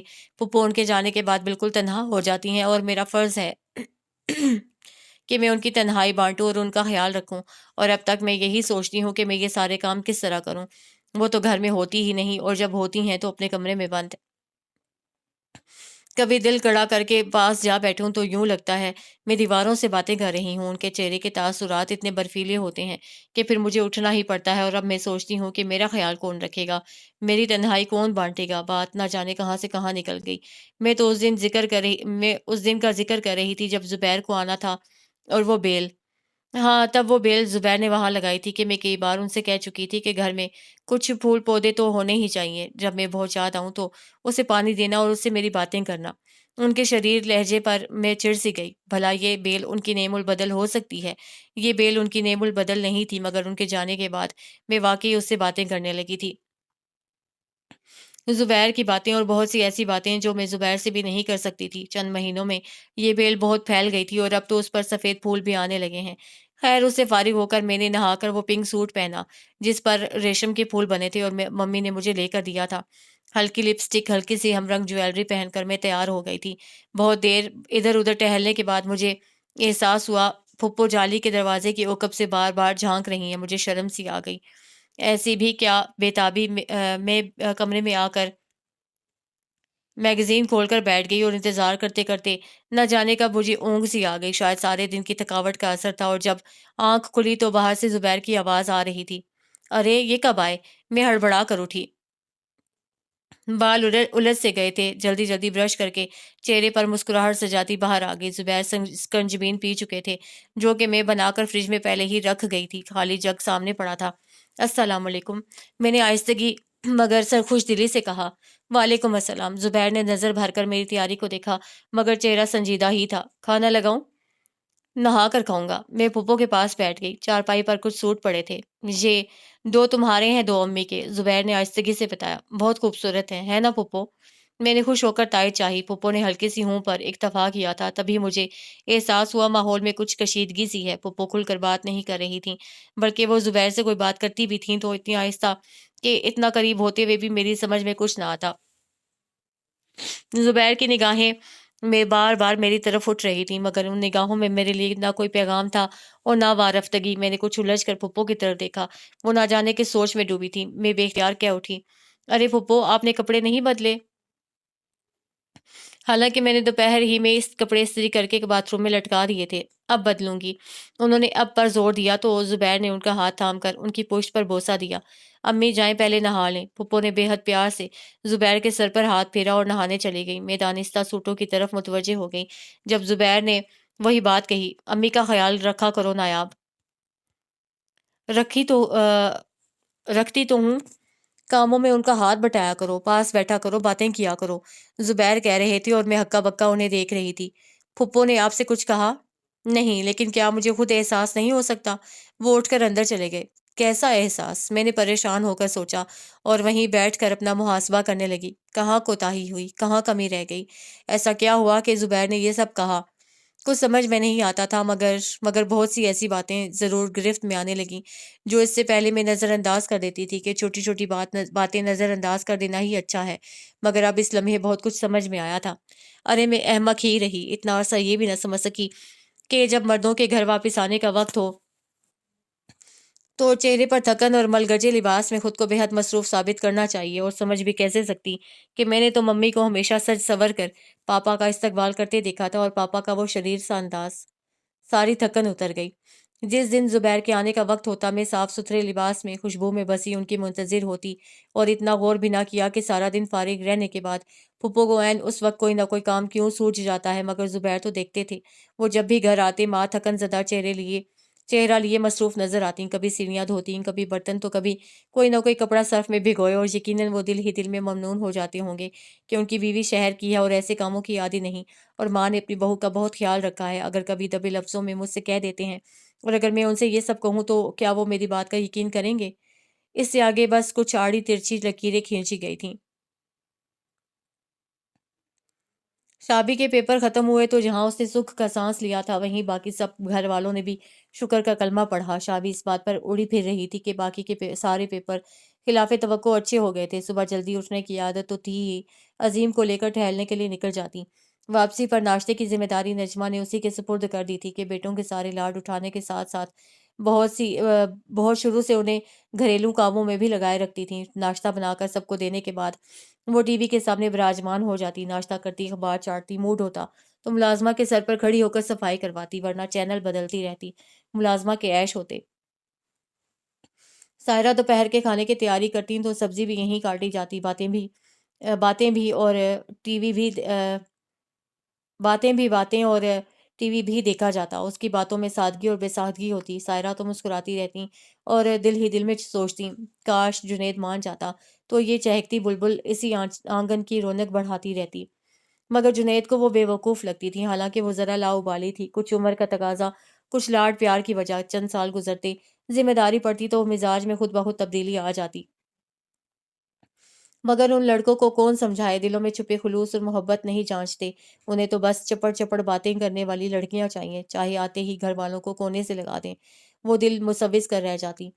زریاب کو وہ صبح جاگنگ سے واپسی پر نظر آتی تھی، پسینہ پسینہ چہرہ، عظیم سے کسی بات سے جھگڑتی ہوئی، پھر ٹی وی کے سامنے چائے کا کپ ہاتھ میں لیے سائرہ کو ڈرامے کی پچھلی قسط کا خلاصہ بآواز بلند سنائی۔ دوپہر کو لوٹتا تو رسالہ ہاتھ میں ہوتا، وہیں لاؤنج میں براجمان سیب کھا رہی ہوتی، سائرہ کچن میں ہوتی۔ زریاب کے اوپر بھی خاصا برا امپریشن پڑا تھا، نالائق، کھانے اور ٹی وی کی شوقین، باتیں بنانے میں ماہر۔ اب اگر لنچ پر سائرہ سب کو بتا رہی تھیں کہ یہ دم کے کباب اور سالن شاپی نے بنائے ہیں، تو زریاب کچھ تنزن ہی مسکرایا تھا۔ اسی وقت رومیا کا فون آ گیا۔ وہ معذرت کر کے اٹھ گیا۔ سائرہ نے خاصی تشویش سے اسے دیکھا تھا، پھر نجمہ سے بھی ذکر کیا تھا۔ پریشان تو وہ بھی ہوئی تھیں۔ رومیا اور زریاب میں جتنی تیزی سے دوستی پروان چڑھی تھی، سارے خاندان میں چہ مگویاں شروع ہو گئی تھیں۔ 22 ستمبر 2002۔ تم کچھ پریشان ہو ربابا؟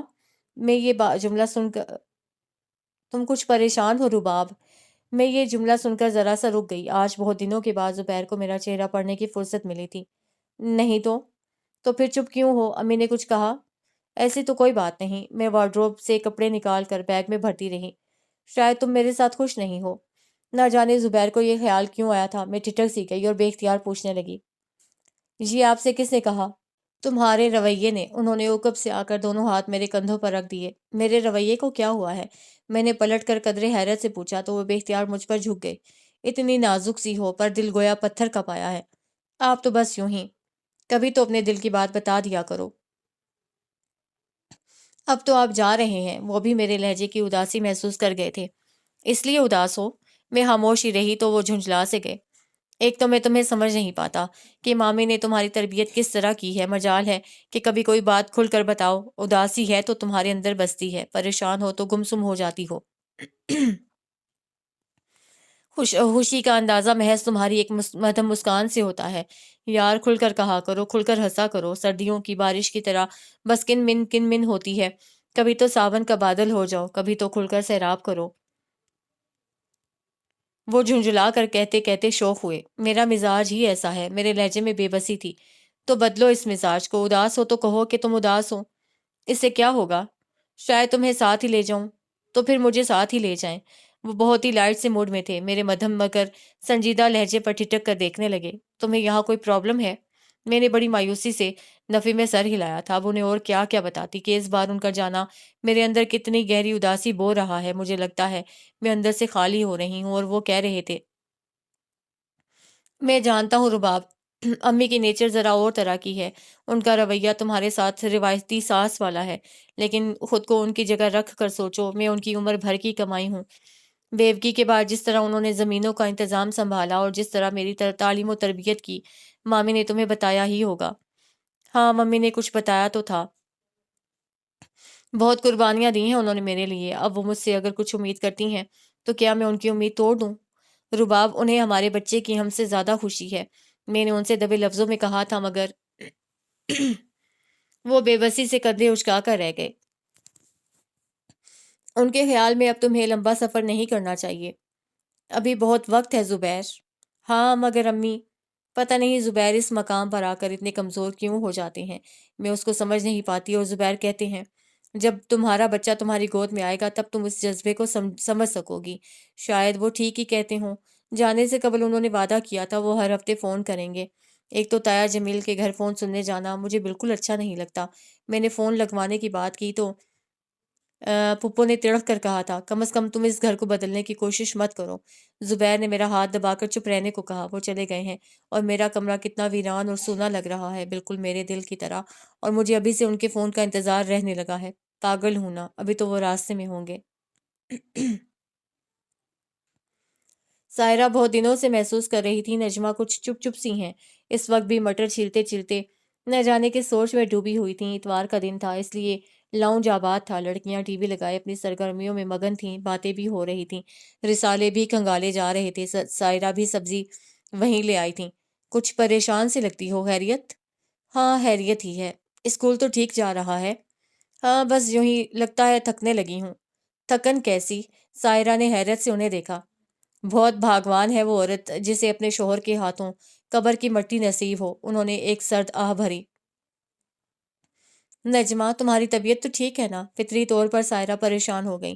نجمہ جیسی مضبوط اعصاب کی عورت کے منہ سے یہ الفاظ سن کر انہیں دھچکا سا لگا تھا۔ 2 بچیوں کے ساتھ بیوگی کا یہ طویل عرصہ جس ہمت اور حوصلے سے انہوں نے گزارا تھا وہ قابل تحسین تھا۔ ارے تم تو یوں ہی گھبرا گئیں سائرہ، میں تو یوں ہی کہہ گئی۔ رباب یاد آ رہی ہے؟ ہاں، دھیان تو سارا اسی کی طرف لگا رہتا ہے۔ اس کی حالت جو ایسی ہے، سوچتی ہوں اسے جا کر لے آؤں۔ کل زبیر کا فون آیا تھا، رباب اس کے ساتھ نہیں جا رہی تھی اور وہ اپنی نند کے مزاج سے اچھی طرح واقف تھی، اسی لیے پریشان سی ہو گئی تھی۔ سوچنا نہیں ہے ممی، بس لے آئیے گا، کتنا عرصہ ہو گیا ہے انہیں یہاں آئے ہوئے، لگتا ہے بھول ہی گئی ہیں۔ شاداب کے کانوں میں آواز چلی گئی تھی۔ ابھی 3 ماہ پہلے ہی تو آئی تھی، سائرہ نے کہا۔ 3 ماہ کم ہوتے ہیں آنٹی، اور صرف 2 دن کے لیے۔ اللہ کرے اسے وہاں اتنی محبت ملے کہ وہ سچ مچ ہمیں بھول جائے۔ سائرہ مسکرائی۔ خامخواہ ہی، اگر ایسا ہوا تو میں ان سے خوب لڑوں گی۔ فضا اچھل پڑی۔ مجھے تو اس بات کی خوشی ہے کہ چند ماہ کے بعد ہم خالہ بن جائیں گے، کتنا مزہ آئے گا۔ مریم کی انگلیوں میں ننھے منھے وجود کو گدگدی کرنے کی خواہش جاگی، وہ تو بچوں کی دیوانی تھی۔ اور ممی نانی بن جائیں گی، اتنی ینگ سی نانی کیسی لگیں گی؟ شاداب نے ان کے گلے میں باہیں ڈال دیں۔ فضول مت بولو، وہ ذرا سا مسکرائیں۔ ممی اگر پھپھو نے رباب کو نہ آنے دیا تو؟ شابی نے خدشہ ظاہر کیا۔ تو ایسی صورت میں کیا کر پاؤں گی؟ زبردستی لے آئیے گا۔ فضا کی سوچ اسی کی طرح لاؤبالی تھی۔ ہو سکتا ہے وہ چاہیں کہ پہلا بچہ وہیں پیدا ہو۔ ممی نے اس کی بات پر توجہ نہیں دی تھی۔ خامخواہ ہی سائرہ نے دخل دیا۔ پہلا بچہ ہمیشہ ماں کے گھر میں ہوتا ہے، یہی رسم ہے۔ پتہ نہیں وہاں رباب کا کوئی خیال بھی رکھتا ہوگا یا نہیں۔ ایسا کیوں سوچتی ہو شابی؟ وہ کوئی غیر تو نہیں، تمہاری پھپھو کا گھر ہے۔ اتنی پراؤڈ سی تو ہیں پھپھو۔ شابی نے منہ بنایا۔ تو اور کیا، بری دکھاتے ہوئے دیکھا تھا کس طرح ایک ایک چیز کی قیمت بڑھا چڑھا کر بیان کر رہی تھی، حالانکہ رباب نے اپنے کپڑے کتنے نفیس اور خوبصورت بنوائے تھے۔ تم لوگ ایسی باتیں کیوں کر رہی ہو؟ ممی بے چین سی ہو گئیں۔ چیزوں سے کیا ہوتا ہے، برتنا اور سہنا تو لوگوں کو کا ہوتا ہے۔ اور شابی بیٹا، یہ تو ہم سب مانتے اور جانتے ہیں کہ زبیر بہت اچھا اور سافٹ نیچر کا ہے، اور ہم نے یہ رشتہ زبیر کو دیکھ کر کیا تھا۔ رباب کو اگر کوئی تکلیف ہوتی تو کیا ہمیں نہیں بتاتی؟ بعض معاملات میں رباب بہت گہری ہیں، وہ اپنا دکھ کسی سے نہیں کہتی۔ پاپا کی ڈیتھ کا سب سے زیادہ اثر انہوں نے ہی لیا تھا۔ پاپا ان سے سب سے زیادہ پیار کرتے تھے، وہ بھی ان کے بغیر ایک پل نہیں رہتی تھیں، مگر مجال ہے انہوں نے پاپا کے متعلق کوئی بات بھی ہم سے کی ہو، سب دل میں چھپا لیا۔ شابی سنجیدہ سی ہو گئی۔ اور وہ زیادہ آئے بھی تو نہیں ہے، میری فرینڈ کی بہن کی شادی ہوئی ہے، وہ تو ہر ہفتے میکے میں موجود ہوتی ہیں، اور رباب تو صرف چند دفعہ ہی آئی ہیں، اور وہ بھی زبیر بھائی کے ساتھ رہنے، تو ایک دفعہ بھی نہیں آئی۔ فضا نے کہا تھا۔ وہ دور بھی تو ہے، نجمہ نے کمزور سا دفاع کیا۔ ویزا تو نہیں لگتا، شابی نے جرح کی۔ ختم کرو بس، خواہ بات کو طول دے رہی ہو۔ اتنا نہیں کہ آج چھٹی کا دن ہے تو کچھ کچن میں ماؤں کا ہاتھ بٹا دیں۔ بیٹیاں جوان ہوتی ہیں تو مائیں ہاتھ پر ہاتھ رکھ کر بیٹھ جاتی ہیں، اور یہاں ابھی تک نوالے منہ میں دینے پڑتے ہیں۔ سائرہ نے موضوع بدلنے کے لیے انہیں لتاڑ کر رکھ دیا۔ یہ بات ہے، مریم کو جوش آ گیا۔ اب آپ لوگ یہیں بیٹھیں، آج کھانا ہم لوگ بنائیں گے۔ اسے ٹوکری اٹھائی اور شابی فضا کے ساتھ کچن میں چلی گئی۔ سائرہ نے مسکرا کر نجمہ کو دیکھا۔ اچھا ہاں وہاں ایسی شکل بنا کر مجھے بھی پریشان مت کرو، کسی دن چکر لگا آنا، بلکہ فون پر بات کر لو، تمہیں بھی تسلی ہو جائے گی۔ 26 ستمبر 2002۔ آج ممی کا فون آیا تھا۔ کیا چیز ہوتی ہیں یہ مائیں بھی، اتنا دور بیٹھ کر بھی پتہ چل گیا کہ میں اداس ہوں۔ بار بار پوچھ رہی تھی تم خوش ہو نا؟ میں کہہ ہی نہ سکی ماں، زندگی کچھ مشکل سی لگنے لگی ہے، بس کہہ دیا بہت خوش ہوں۔ آہ کیسی شفاف آئینے جیسی زندگی تھی، مروت اور حسن اخلاق یہی سیکھا تھا ماں سے، اور یہاں ہر روز ایک نیا سبق سیکھتی ہوں، روز ایک نیا چرکا لگتا ہے۔ کیسے کہہ دیتی ماں تم سے غلطی ہو گئی، روایتی ماؤں کی طرح بس یہی دیکھا کہ لڑکا اپنا ہے، اچھی جاب پر ہے، بس نہیں دیکھا تو یہ کہ ماحول کتنا مختلف ہے، میں یہاں ایڈجسٹ کر پاؤں گی یا نہیں۔ زبیر بہت اچھے ہیں مگر میرے پاس نہیں ہیں۔ تب تو پھپھو ایک ہی بات کہتی تھیں، جہاں زبیر جائے گا رباب بھی وہیں جائے گی، اور ماں تم بھی ان کی باتوں میں آ گئیں۔ کس ساس کے دل میں اتنی گنجائش ہوگی کہ اپنی بہو کو اتنے عیش کروائے؟ مجھے یہاں رہنا برا نہیں لگتا، یہ میرے زبیر کا گھر ہے، مگر مجھے پاؤں بھر زمین بھی تو ملتی۔ میں تو اس گھر میں اجنبی کی طرح رہتی ہوں، وہ اس گھر کو میرا گھر نہیں بنا سکیں تو مجھے اس گھر کا ایک فرد ہی تسلیم کر لیں۔ مجھے تو یہاں اس بات کی بھی اجازت نہیں کہ اگر میرا انڈا کھانے کو جی چاہتا ہے تو میں اپنے لیے انڈا ہی بنا لوں۔ اوف مائی گاڈ، یہ گاؤں ہے، اور حیران ہو کر گاؤں کے لوگوں کے وہی مخصوص سادہ فطرت اور معصومیت ڈھونڈتی ہوں جن کے بارے میں بہت سنا اور پڑھا تھا۔ یہاں کے لوگ بہت فارغ ہیں اور ہر کوئی طنز کے تیر چلانے کا عادی۔ میرے ہر عمل کو اپنی اپنی ذہنیت کے مطابق پرکھا جاتا ہے، میری ہر حرکت پر نظر رکھی جاتی ہے، اور پھر آپس میں تذکرے خسر پھسر۔ جھاڑو دیکھی ہے کس طرح پکڑی ہے؟ نمبرداروں کی بہو تو سوئی رہتی ہے، گھڑی بھر کا آرام بھی جرم ہو گیا ہے۔ ایک تپتی دوپہر میں ایک تپتی دوپہر میں میرا دل پیپسی پینے کو چاہا اور میں نے ایک بچے کے ہاتھ منگوا بھی لی۔ گھڑی بھر میں 10 عورتوں نے آ کر پوچھا، کوئی مہمان آیا ہے؟ نہیں تو، ابھی ابھی سوڈے کی بوتل، وہ تو خالہ میں نے پینی تھی۔ اپنے گھر میں 10 بوتلیں پی جانے والی رباب جب انہیں حیرت سے بتاتی تو ان کی آنکھیں کھل جاتی اور ذرا سی دیر میں یہ بوتل پورے گاؤں میں نشر ہو جاتی۔ نمبرداروں کی بہو، سوڈے کی بوتل، ہاں بھئی، شہر کی جو ہوئی اور شہر والیوں کے چسکے، ورنہ ہوتا کیا ہے ان بوتلوں میں سوائے نیری گیس کے میدے کا بگاڑ۔ یہ 10 روپے کی بوتل تو میرے لیے الزام ہی بن گئی ہے۔ کوئی اور ہوتی تو شاید ایسی باتوں کو خاطر میں بھی نہ لاتی، مگر ممی میں پریشان ہو جاتی ہوں، وہ بات ہی چھوڑ دیتی ہوں، پھر بھی پتہ ہی نہیں چلتا کب کہاں کیا ہو رہا ہے۔ میں کسی سے ہنس کر بات کر لیتی ہوں تو پھپھو کو اعتراض ہوتا ہے، ان کمیوں کو منہ نہیں لگاتے، سر پر چڑھ آتے ہیں۔ نظر انداز کروں تو لوگ مغرور کہتے ہیں۔ میں ابھی تک پھپھو کی ڈبل کراس والی عادت کو نہیں سمجھ پائی، اور وہ رفت ہے نا، وہ سلیم چچا کی بیٹی، کس مزے سے کہتی ہے۔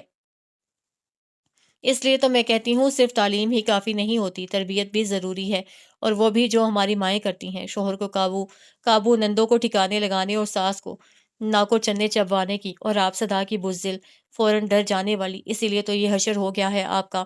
جس دن لاہور سے آئی تھیں تو 14ویں کے چاند کی طرح چمکتی تھیں، اور اب جملہ ادھورا چھوڑ کر وہ مایوسی سے سر ہلانے لگتی ہے۔ میں نے آپ کی تربیت کی لاج رکھنے کی کوشش کی ہے، اس ماحول کو اپنانا چاہا ہے۔ مجھے توے پر روٹیاں پکانی نہیں آتی تھیں۔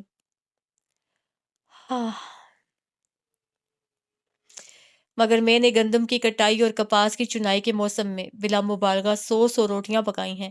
ماں، تم میرے ہاتھ دیکھو تو کبھی یقین نہیں کرو کہ یہ تمہاری رباب کے ہاتھ ہیں۔ ماں، میرے کمر میں بہت درد ہوتا ہے، اور کوئی نہیں کہتا رباب ذرا دیر آرام کر لو۔ یا اللہ پاک سب کی بیٹیوں کے نصیب اچھے کرنا۔ صبح ہی صبح نائلہ خالہ کا فون آیا تھا، لیکن سبھی نکل چکے تھے۔ عظیم کو سائرہ بار بار بازار دوڑا رہی تھی۔ اسے آج بطور خاص کالج سے چھٹی کروائی گئی تھی۔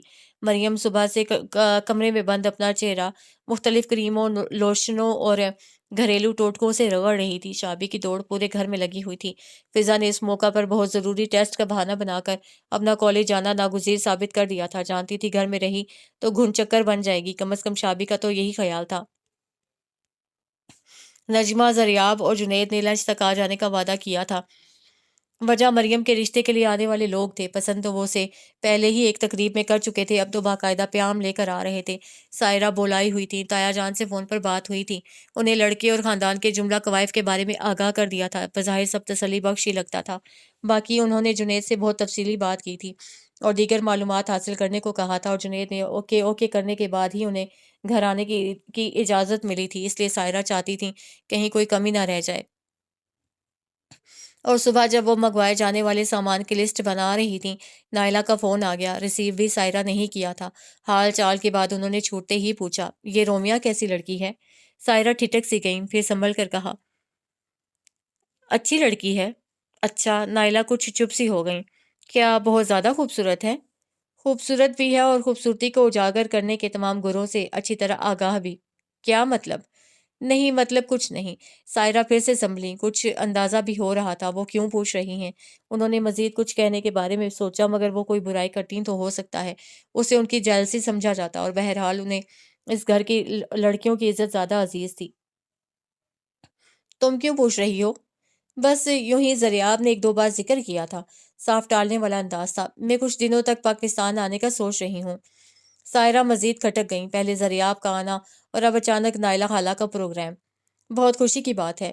انہوں نے چند لمحے ادھر ادھر کی باتوں کے بعد فون رکھ دیا۔ عظیم نہ جانے کس بات پر جھگڑ رہا تھا، وہ بے خیالی میں پلٹ کر دیکھنے لگی۔ میرے اچھے سے چھوٹے اور پیارے سے بھائی نہیں ہو، سچی تمہاری باری آئی تو اس سے ڈبل وقت کچن میں لگاؤں گی، بس یہ 2 چیزیں۔ سائرہ آنٹی، وہ لسٹ کہاں ہے؟ تیزی سے آگے بڑھ کر اس نے لسٹ پکڑی، اس میں 2-4 چیزوں کا اضافہ کیا، اپنے نام کی طرح، شاداب، شگفتہ، سادہ اور بے ریا چہرہ۔ میں پہلے بھی 4 چکر لگا چکا ہوں، بس 4 اور، میرا مطلب ہے بس ایک بار، پیار سے اس کی ٹھوڑی چھو کر بولی۔ نجمہ کو بہت دکھ ہوگا۔ وہ زیر لب بڑبڑائی تھیں، وہ پھر بوجھل دل لیے کچن میں آ گئیں۔ دوپہر تک سبھی آ گئے تھے، تیاری بھی مکمل تھی۔ خدا کے لیے اب بس کرو، پسند کر چکے ہیں وہ تمہیں۔ کمرے میں آ کر اسے دہائی دی اور وارڈروب سے بنا دیکھے ایک سوٹ گھسیٹ کر باتھ روم میں گھس گئی۔ پاگل کو کیا پتا، ایک تقریب میں پسند کیا تھا، اب اگر میک اپ کے بغیر دیکھا تو کہیں انکار ہی نہ کر دیں۔ مریم نے زیر لب بڑبڑاتے ہوئے لپسٹک اٹھائی، وہ کپڑے بدل کر آئی، اس کے حکم میں کھڑے ہو کر بالوں سے بینڈ کھینچا اور سلجھانے لگی۔ بالوں کو اونچی سی پونی کی شکل دے کر اطراف سے ایک دو لٹیں نکال کر اسے بھی لپسٹک اٹھانی چاہی، مگر اس کا ہاتھ مریم نے جکڑ لیا اور لگی گھورنے۔ کیا ہوا؟ وہ حیران پریشان۔ یا تو تم یہ کپڑے بدلو یا مہمانوں کے سامنے مت آنا۔ یہ کیا بات ہوئی؟ وہ برا مان گئی۔ تمہارا نام آنٹی نے بالکل ٹھیک رکھا ہے، شاداب، کھلا ہوا گلاب لگ رہی ہو اس سوٹ میں۔ کچھ پتہ نہیں چل رہا کہ ایک کپڑا کہاں سے شروع ہو رہا ہے اور تمہاری جلد کہاں پہ ختم، اور تمہیں اس پنک لپسٹک کی ضرورت کہاں ہے؟ تمہارے چہرے پر تو اللہ تعالیٰ نے قدرتی رنگ بھرے ہیں، آنکھیں شرابی، چہرہ گلابی، ہونٹ سرخ، اس پر لباس بھی گلابی۔ شابی نے ہنستے ہوئے اسے عقب سے جکڑ لیا۔ اب جو تمہاری تقدیر میں لکھا ہے اسے میں تو نہیں چھین سکتی، ورنہ جس تقریب میں انہوں نے تمہیں دیکھا تھا وہاں میں بھی موجود تھی۔ اس کے باوجود میں نہیں چاہتی ان کا ارادہ بدل جائے۔ مریم نے اسے بازو سے پکڑ کر باہر نکال کر دروازہ بند کر دیا۔ توبہ ہے، آج تو تمہارے مزاج ہی نہیں مل رہے۔ میں دیکھ لوں گی تمہیں مریم۔ وہ چیخی اور تیز تیز سیڑھیاں اترنے لگی، مگر آخری سیڑھی پر اس نے بر وقت بریک لگائی۔ زریاب اچانک ہی سامنے آیا تھا۔ گڈ، زندگی میں پہلی بار تم نے عین وقت پر بریک لگائی ہے، فضا نے داد دی۔ زریاب نے شاید پہلی بار اسے اتنے قریب سے دیکھا تھا۔ لبوں پر جمی مخروطی گلابی انگلیاں، بڑی بڑی آنکھوں پر لرزاں لمبی گھنی پلکیں، شفاف چہرے کا سرخ ہوتا رنگ، ہلکی سی گھبراہٹ اور سراسیمگی۔ زریاب نے پیچھے ہٹ کر اسے جانے کا اشارہ کیا۔ وہ تیزی سے نکلی اور وہ لاؤنج کے صوفے پر گرنے والے انداز میں بیٹھ گئی۔ پسینہ آیا تھا یا نہیں، وہ خامخواہ ہی نیٹ کے دوپٹے سے چہرہ صاف کرنے لگی۔ ہاتھ پاؤں میں سنسناہٹ سی تھی۔ فضا نے نہ جانے کیا پوچھا تھا، اسے سنبھلنے میں تھوڑا وقت لگا۔ نہ جانے یہ مہمان کہاں رہ گئے، لنچ کے بجائے ڈنر کا ارادہ لگتا ہے، سائرہ بڑبڑانے لگی۔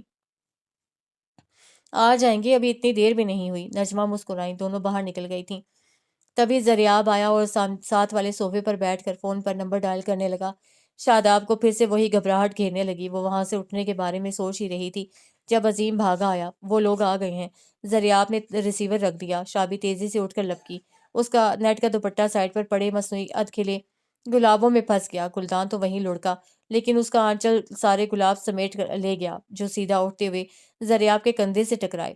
زریاب نے جھنجھلا کر اسے پکڑا، دوپٹہ کھینچا تو اسے احساس ہوا دوپٹہ پھسلنے کے خیال سے وہ ایک دم سے اس کے پاس بیٹھی تھی۔ تمہارا سب سے پہلے جانا بہت ضروری ہے، وہ بگڑ کر بولا۔ آپ کو کیا ہے؟ یہ کس کے لیے لے جا رہی ہو؟ اس نے گلدستہ اسی گود میں پھینکا۔ وہ خجل سی ہو کر آنچل چھڑانے لگی۔ زریاب باہر نکل گیا تو عظیم نے فوراً اپنا رکا ہوا کہکا آزاد کیا۔ واہ، کیا انداز تھا پھول پیش کرنے کا، بس زمانے کا فرق ہے، پہلے تازہ گلاب دیے جاتے تھے اور اب۔ شابی نے جھنجھلا کر سارے گلاب اسے دے مارے اور خود پاؤں پٹکتی باہر نکل گئی۔ کوئی پھولوں سے نہ مارے میرے دیوانے کو، گنگناتا ہوا وہ پھول گلدان میں لگانے لگا۔ عظیم، کون کون آیا ہے؟ فضا نے آ کر اشتیاق سے پوچھا۔ اپنے نعمان بھائی کے والدین، ان کی بھابھی، بہن۔ بہن بھی ہے؟ فضا کو ہم عمر لوگوں سے دوستیاں گاڑنے کا کریز تھا۔ بیٹھ جاؤ، عظیم نے اسے روکا، وہ تمہاری ایج کی نہیں ہے۔ تو پھر؟ وہ چڑ گئی۔ پھر یہ کہ وہ میری ایج کی ہیں۔ اسے کالر کھڑا کیا اور یہ جا وہ جا۔ صبح سے اس کی حرکتیں مشکوک سی ہو گئی تھیں۔ اپنا سوٹ استری کرنے کے بجائے اس نے فضا کا سوٹ استری کر دیا تھا، اور جب مارے حیرت کے فضا نے ہکلاتے ہوئے اس کی غلطی کی نشاندہی کی تو وہ بجائے اس بات پر بحث کرنے کے کہ اب فضا اس کا سوٹ استری کرے، مسکرا کر سوٹ فضا کے ہاتھ میں تھما دیا تھا۔ سائرہ کی چائے میں 4 چمچے چینی ملا دی اور نجمہ کو پھیکی چائے دے دی۔ ابلے ہوئے انڈوں کے بجائے ناشتے پر کچے انڈے رکھ کر لے آئی۔ زریاب کے ساتھ باتوں میں مگن جنید نے انڈا ہاتھ میں لے کر چھری سے ضرب لگائی تو انڈا اس کے ہاتھوں کو بھگو کر پلیٹ میں بکھر گیا۔ اس کی ڈانٹ بھی سر جھکا کر خاموشی سے سن لی، اور اب رومیا کی پارٹی میں جانے کے لیے بھی وہ خوشی خوشی راضی ہو گئی۔ وہ دونوں سر جوڑے اسی مسئلے پر غور کر رہی تھیں۔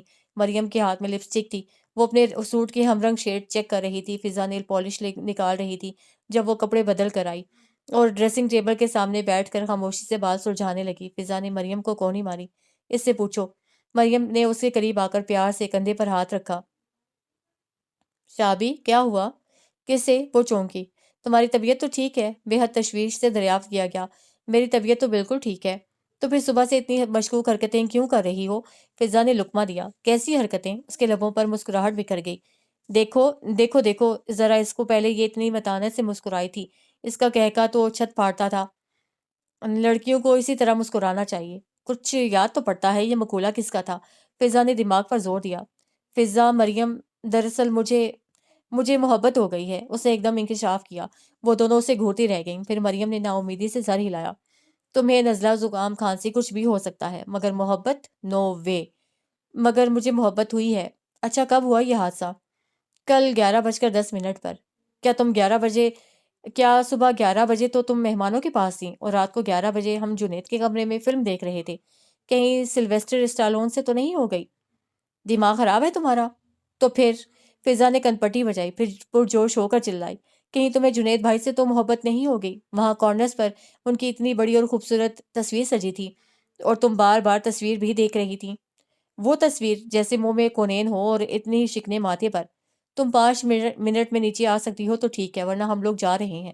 نیچے سے جنید کی تنبیہ سنائی دی. دیکھا، اس نے منہ بنایا تو مریم چڑ گئی. تو جلدی بکو، کس سے محبت ہو گئی ہے تمہیں؟ زریاب مرتضی ہمدانی. مریم کا لپسٹک لگاتا ہاتھ بھٹکا اور ہونٹوں سے ہو کر گال پر پہنچ گیا. فضا کے ہاتھ سے نیل پالش چھوٹی اور قالین پر جا پڑی. وہ دونوں ساکت کھڑی اسے گھور رہی تھیں. کیا ہوا؟ مریم کے ساکت وجود میں جنبش ہوئی. تم پاگل تو نہیں ہو گئی؟ ہو تو گئی ہوں. لگ بھی رہا ہے یقیناً تم ہوش میں نہیں، ورنہ یہ کبھی نہ کہتی. میں پورے ہوش و حواس میں کہہ رہی ہوں. وہ ڈٹی ہوئی تھی. چلو فضا چلو دعائیں مغفرت کریں. کیا بکواس ہے. نہ یہ بتاؤ. اس کے کندھے میں انگلیاں چبھوتے ہوئے فضا نے غصے سے کہا. آخر جنید میں کیا کمی تھی اور زریاب میں کون سے سرخاب کے پڑ لگے ہیں؟ ایک سے ہیں دونوں. جنید کی اگر تیوریاں چڑھی رہتی ہیں تو زریاب کے چہرے پر سنجیدگی چھائی رہتی ہے. مسکرانا دونوں کے لیے گناہ ہے اور لڑکیوں کو دونوں ہی بے وقوف مخلوق تصور کرتے ہیں. تو پھر جنید کیوں نہیں اور یہ زریاب کیوں؟ بولو، زریاب کیوں؟ سبھی کی خواہش تھی کہ جنید اور شابی کی شادی ہو جائے، مگر نہ جنید راضی ہوتا اور نہ شابی. یہ تو دل کا معاملہ ہے فضی بی بی. جو بندہ پورے 15 منٹ میں ناشتہ کرتا ہو، نہ 1 منٹ زیادہ نہ کم، جس کے اٹھنے بیٹھنے سونے جاگنے کا وقت مقرر ہو، اس سے محبت کرنے چلی ہو، لمحہ لمحہ کیلکولیٹ کرنے والا بندہ ہے، گھڑی سامنے رکھ کر کہے گا میرے پاس صرف 5 منٹ ہیں، کوئی پیار کی بات کرنی ہے تو کر لو. فضا کو غصہ ہی آ گیا تھا. میرے لیے وہ 5 منٹ ہی بہت ہیں. بڑی خوبصورت مسکراہٹ تھی اس کے لبوں پر. منٹ سے یاد آیا، یہ 11:15 کا کیا چکر ہے؟ مریم نے پوچھا. شاید اس وقت میں نے انہیں غور سے دیکھ لیا تھا، بس پتھر کی ہو گئی. اس سے قبل کہ انہیں تفصیل سناتی، پورچ سے گاڑی سٹارٹ ہونے کی آواز سنائی دی. مارے گئے. مریم نے گال رگڑا. فضا نے اپنے سر پر اگے گھونسلے کو 2-4 ہاتھ مارے. شابی نے سینڈل ہاتھ میں لے کر نیچے دوڑ لگا دی. جنید کی گاڑی سائرہ اور نجمہ کو لے کر نکل گئی تھی.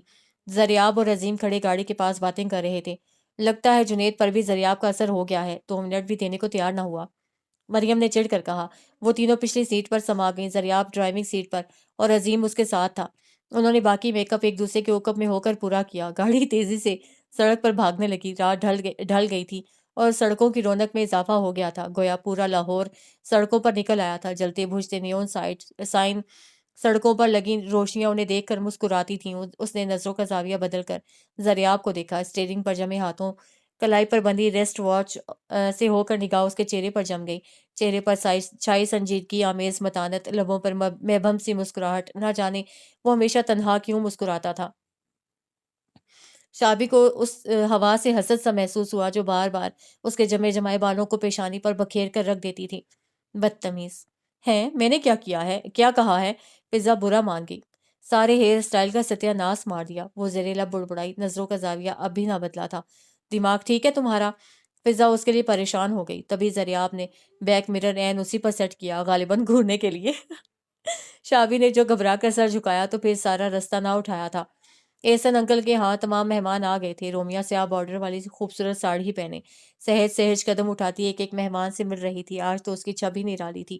یہ پارٹی اس کے ڈاکٹر بننے کی خوشی میں دی گئی تھی. ماسیوں والے حلیے میں اٹھ کر آ گئی ہو. کوئی ڈھنگ کا سوٹ نہ ملا تھا تمہیں؟ فضا کو رومیا کے مقابلے میں شابی ذرا مدھم لگی تھی. ٹھیک ہوں میں. ہائے زریاب، اللہ کرے جوتے کی ہیل نکل جائے. نہ جانے دماغ کمزور ہے یا نظر. اتنے سارے لوگوں میں زریاب ہی نظر آئے ہیں. شابی کلس کر رہ گئی. رومیا لپک کر زریاب کے قریب آئی. کس قدر وارفتگی تھی اس کے انداز میں. شابی ٹھٹک گئی. پھر زریاب کے ہونٹوں پر ایک بھرپور اور جاندار مسکراہٹ دیکھی. اسٹوپڈ. لپکی تو یوں ہے جیسے گلے ہی آ لگے گی. دوسرے پل زریاب کے مضبوط ہاتھ میں اس کا نازک سا ہاتھ تھا. اس پر قیامت یہ کہ ज़रियाब ने मुबारकबाद देते हुए उसका हाथ छोड़ा भी ना था। मारे गुस्से के वो फिजा का हाथ मरोड़ गई। हाय उई की आवाज़ पर इन दोनों ने पलट कर देखा था। हाथों पर गोया गोंद लगी थी। मरियम जल्दी से आगे बढ़कर मुबारकबाद देने लगी। थैंक्स, एक अदा एक नाज से मुस्कुराई थी वो। शाबी के उसके बनावट भरे अंदाज पर गुस्सा सा आ गया। इससे कबल के वो उनके करीब से गुजर कर मम्मी की तरफ चली जाती, अचानक ज़रियाब की गिरफ्त में उसकी कलाई आ गई। एक हल्के से झटके से लड़खड़ाकर वापस अपनी जगह पर आई। तहय्युर से सर उठाकर ज़रियाब को देखा। तुमने रोमिया को मुबारकबाद नहीं दी शाबी? उसके लहजे में गैर महसूस सी अपनायत दर आई थी जो शाबी महसूस ना कर पाई। एक झटके से कलाई छुड़ाई। आपको क्या है? लहजा सख्त बिगड़ा हुआ था। और मुझे रोमिया समझने की गलती मत कीजिए। इतने लोगों में ज़रियाब की ये हरकत सख्त बुरी लगी थी, मगर उसे ये खबर नहीं थी कि अपने एक ही जुमले में से उसने ज़रियाब की कितनी इंसल्ट की थी। पता होता तो भंगड़ा डाल रही होती कि वो उधार रखने की कायल ना थी, और उसके तईं ज़रियाब की तरफ उसके बहुत से हिसाब निकलते थे जिन्हें बेबाक करने की ख्वाहिश बहुत अरसे से उसके दिल में थी। मरियम और फिजा हक्का बक्का रह गई थीं, जबकि वो तेजी से आगे बढ़ गई थी। वो दोनों भी पीछे लपकीं। अजीब से अंदाज हैं इसके, बहुत रूड। और रोमिया ने नखोर से कहते हुए ज़रियाब की तरफ देखा, जिसके चेहरे के किसी तासुर में कोई तब्दीली नहीं आई थी, और एक हल्की सी मुस्कुराहट अब भी उसके लबों का अहाता किए हुए थी। हाँ, मगर ये खफा होने वाली बात तो ना थी। ज़रियाब महज कंधे उचका कर रह गया। शायद तुम दोनों में कुछ ज़्यादा अंडरस्टैंडिंग नहीं है। रोमिया के लहजे में हल्की सी जलन और हसद महसूस हो रहा था। नहीं है तो हो जाएगी, वो कहकर माजरत करता आगे बढ़ गया। रोमिया लब भेंचे उसे जाता देखती रही। खाना लग गया था। सभी मेहमान डाइनिंग हॉल की तरफ जाने लगे थे। शाबी का कुछ खाने को जी नहीं चाह रहा था, मगर सबके सवालों से बचने के लिए चिकन का एक पीस और ज़रा सा सलाद लेकर कोने में आ गई। खामहा में ज़रियाब को खफा कर दिया। वो तो पहले ही मुझे यूं देखते हैं जैसे थानेदार किसी किसी चोर को या कसाई छुरा फेरने से कबल गाय को देखता है। लेकिन नहीं, ये गाय और चोर की तशबीहात मुझ जैसी खूबसूरत लड़की के लिए तो हरगिज मुनासिब नहीं। खीरे का टुकड़ा हाथ में लेकर सोचा, बहुत खुशी हो रही है रोमिया के सामने मेरी बेइज्जती करके। शाबी ने खीरे से नजर हटा उठाकर ज़रियाब को देखा। आपको अपनी बेइज्जती पर अफसोस हो रहा है या रोमिया के सामने होने पर? वो खामोशी से उस पर नजर जमाए खड़ा रहा। शाबी को उलझन सी होने लगी। जो तुम्हारे दिल में है अगर छुपा नहीं पा रही हो तो? जो मेरे दिल में है? शाबी की आवाज़ एक पल को बुलंद हुई, फिर एकदम मद्धम हो गई थी। जो मेरे दिल में है उससे आपको कोई सरोकार नहीं होना चाहिए। वैसे भी मेरे अंदर रोमिया की तरह दोगलापन नहीं है। रोमिया के साथ अपना मुकाबला क्यों करती हो? उसका और तुम्हारा क्या मुकाबला? उसकी जांचती टिटोलती नजरें अब भी शाबी के चेहरे पर जमी हुई थीं। हाँ, उसका और मेरा क्या मुकाबला? मुझे उसकी तरह गेम खेलना नहीं आता। गोया तुम खुद को बहुत सादा और मासूम तस्वुर करती हो। आप बेवकूफ़ भी कह सकते हैं, क्योंकि ऐसे लोग ना तो किसी को नुकसान पहुंचा सकते हैं और ना तकलीफ दे सकते हैं। एक्सक्यूज मी, मुझे मरियम बुला रही है। वो कतरा कर निकल गई। ज़रियाब को किसी और ने मुतवज्जे कर लिया था। सारे फंक्शन में वो चुप चुप ही रही थी। पार्टी के इख्तिताम पर जब सब लोग रुखसत हो रहे थे और रुखसत होने वालों में आखिरी मेहमान भी वही थे, रोमिया ने शिकवा किया। तुमने मुझे गिफ्ट ही नहीं दिया। गिफ्ट तो तुम्हारी मर्जी और पसंद का होना चाहिए, यूं ही कैसे ले आता? ज़रियाब ने जवाब दिया। देख लो रोमिया, कोई ऐसी वैसी चीज़ पसंद नहीं करती, उसकी मम्मा ने हंसते हुए कहा। उसे करनी भी नहीं चाहिए। ज़रियाब ने एक भरपूर निगाह रोमिया पर डाली। वो नाज से मुस्कुराई। उसकी मुस्कुराहट भी बड़ी अजीब सी होती, सरगोशी करती, अपनी तरफ खींचती, कुछ दावत देती हुई। और मुझे क्या, आपने इतना ही कंगाल समझ रखा है कि रोमिया को उसकी पसंद का गिफ्ट भी ना दिला सकूं? तो फिर किसी दिन मुझे डिनर पर ले चलो। बस न जाने ज़रियाब क्यों इतना फ्री हो रहा था। ये उसकी फितरत थी ना आदत। नजमा और सायरा एक दूसरे को देख कर रह गईं। फिलहाल बस। रोमिया खिलखिलाई। गाड़ी का दरवाज़ा धार से बंद हुआ था। सबके साथ साथ ज़रियाब ने भी पलट कर देखा और बेख्तियार मुस्कुरा दिया। वो मुंह फुलाए गाड़ी में जा बैठी थी। तुमने इतने सारे लोगों के सामने ज़रियाब भाई की बेइज्जती कर दी। फिजा को अब तक उसकी जुर्रत पर हैरत हो रही थी। अपनी नाक से फिसलती ऐनक को वापस जमाते हुए वो बार बार ये जुमला दोहरा रही थी। बहुत अच्छा किया, वो डिजर्व करता है। किसने कहा था इतने सारे लोगों के सामने मेरा बाजू खींचे? और वो तुम्हारी मोहब्बत? मरियम ने अंडे फेंटते हुए पलट कर देखा। छुट्टी का दिन था, सो नाश्ता वही बना रही थी। मोहब्बत का मतलब ये तो नहीं कि इज्जत नफ्स भी दाव पर लगा दी जाए। वेरी गुड, मरियम ने सराहा। مگر تم اتنی نیرو مائنڈڈ لگتی تو نہیں ہو، اور اپنی فلموں میں بھی ایسا نہیں ہوتا۔ ہیرو نے ذرا سا جھٹکا دیا نہیں اور ہیروئن صاحبہ لڑکھڑا کر سینے سے لگی نہیں۔ اب دکھایا یہ جاتا ہے کہ اتفاقی حرکت ہے، مگر لگتا یوں ہے کہ برسوں کی حسرت تھی کہ کئی لمحوں تک محترمہ کو پیچھے ہٹنے کا خیال بھی نہیں آتا، اور اس کے بعد دونوں ہاتھوں میں چہرہ چھپایا اندر کو بھاگتی ہے۔ اور تم؟ فضا نے افسوس سے سر ہلایا۔ محبت ایک بے اختیار جذبہ صحیح کہیں بھی ہو سکتی ہے، اور کسی سے بھی، مگر اس کے بعد کے مرحلوں پر اور اپنے جذبوں پر بند تو باندھا جا سکتا ہے، نہ کہ اسے حاصل کرنے کے لیے شتر بے مہار ہو جائیں، گھٹیا ہتھ کنڈے استعمال کرنے لگے۔ ایک بات ہمیشہ یاد رکھو، مرد کتنا بھی ایڈوانس ہو جائے، اشارے کنائے میں دعوت دینے والی اور اپنی طرف بڑھنے والی عورت کو نچلے درجے کی عورت ہی سمجھتا ہے۔ رومیا کی طرح، فضا نے کہا۔ ہمیں رومیا کے لیے اتنے سخت الفاظ استعمال نہیں کرنے چاہیے، وہ صرف بولڈ ہے، شابی نے احتجاج کیا۔ لیکن یہ بھی طے ہے کہ اس کی اس بولڈنس کو پورے خاندان میں کہیں بھی اچھی نظر سے نہیں دیکھا جاتا۔ وہ پہلے جنید کی طرف مائل تھی، بھلے وہ صرف دوستی ہو، مگر ہم جن حدود و قیود میں پرورش پاتے ہیں وہاں اس دوستی کی بھی کوئی گنجائش نہیں۔ اور تم نے دیکھا نہیں، جنید نے کبھی اسے لفٹ نہیں کروائی، اور نہ وہ رومیا کے ہمارے ساتھ تعلقات کو کبھی پسند کرتا ہے۔ اس مغرور حسینہ کے ساتھ دوستی کرنے کا ہمیں بھی کوئی فائدہ نہیں، لیکن الزام صرف رومیا کو نہیں دیا جا سکتا۔ اور دیکھا تھا پورے 2 منٹ 10 سیکنڈ تک زریاب نے اس کا ہاتھ تھامے رکھا تھا۔ شابی جل کر بولی، اچھا تو تمہارے غصے کی وجہ یہ تھی؟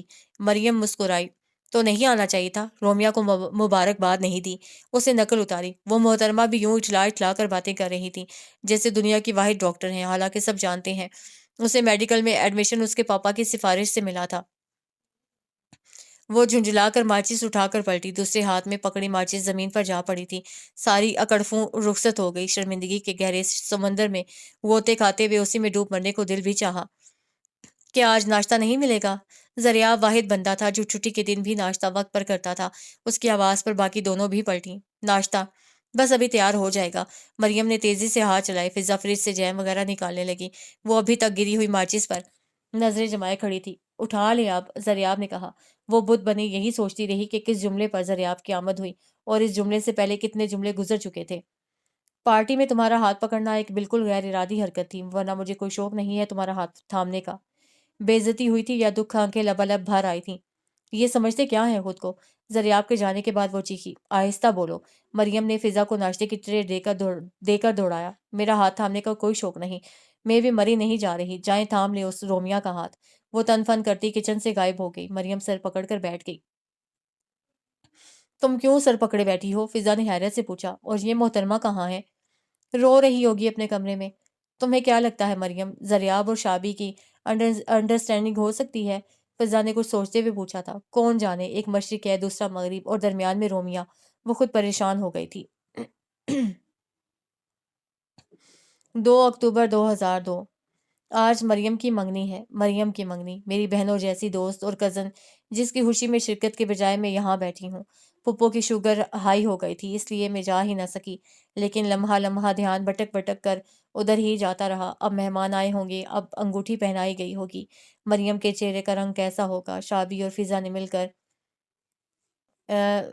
کر ادھم مچا رکھا ہوگا۔ شام کو پھپھو کی طبیعت ذرا سنبھلی تو وہ چچا سلیم کے ہاں چلی گئیں۔ میں خاموشی سے صحن میں بیٹھی اور چپ چاپ بیل پر کھلے پھولوں کو دیکھتی اور اس آنگن کی رونق کا تصور کر کے دل بہلاتی رہی۔ تبھی رفت آ گئی۔ سارا دن گھر بیٹھی بیٹھی بور نہیں ہوتی آپ؟ کبھی ہماری طرف ہی چکر لگا لیا کیجیے۔ وہ پاس آ بیٹھی۔ آتی تو ہوں، مہینہ مہینہ گزر جاتا ہے، روز روز آنا اچھا بھی تو نہیں لگتا۔ اچھا؟ وہ زور سے ہنسی، پھر غور سے مجھے دیکھتے ہوئے پوچھنے لگی، یہ فرمان ہماری تائی جان کا ہوگا؟ میں خاموش رہی۔ تردید کا فائدہ بھی کیا ہوتا، وہ اپنی تائی کو مجھ سے بہتر جانتی تھی۔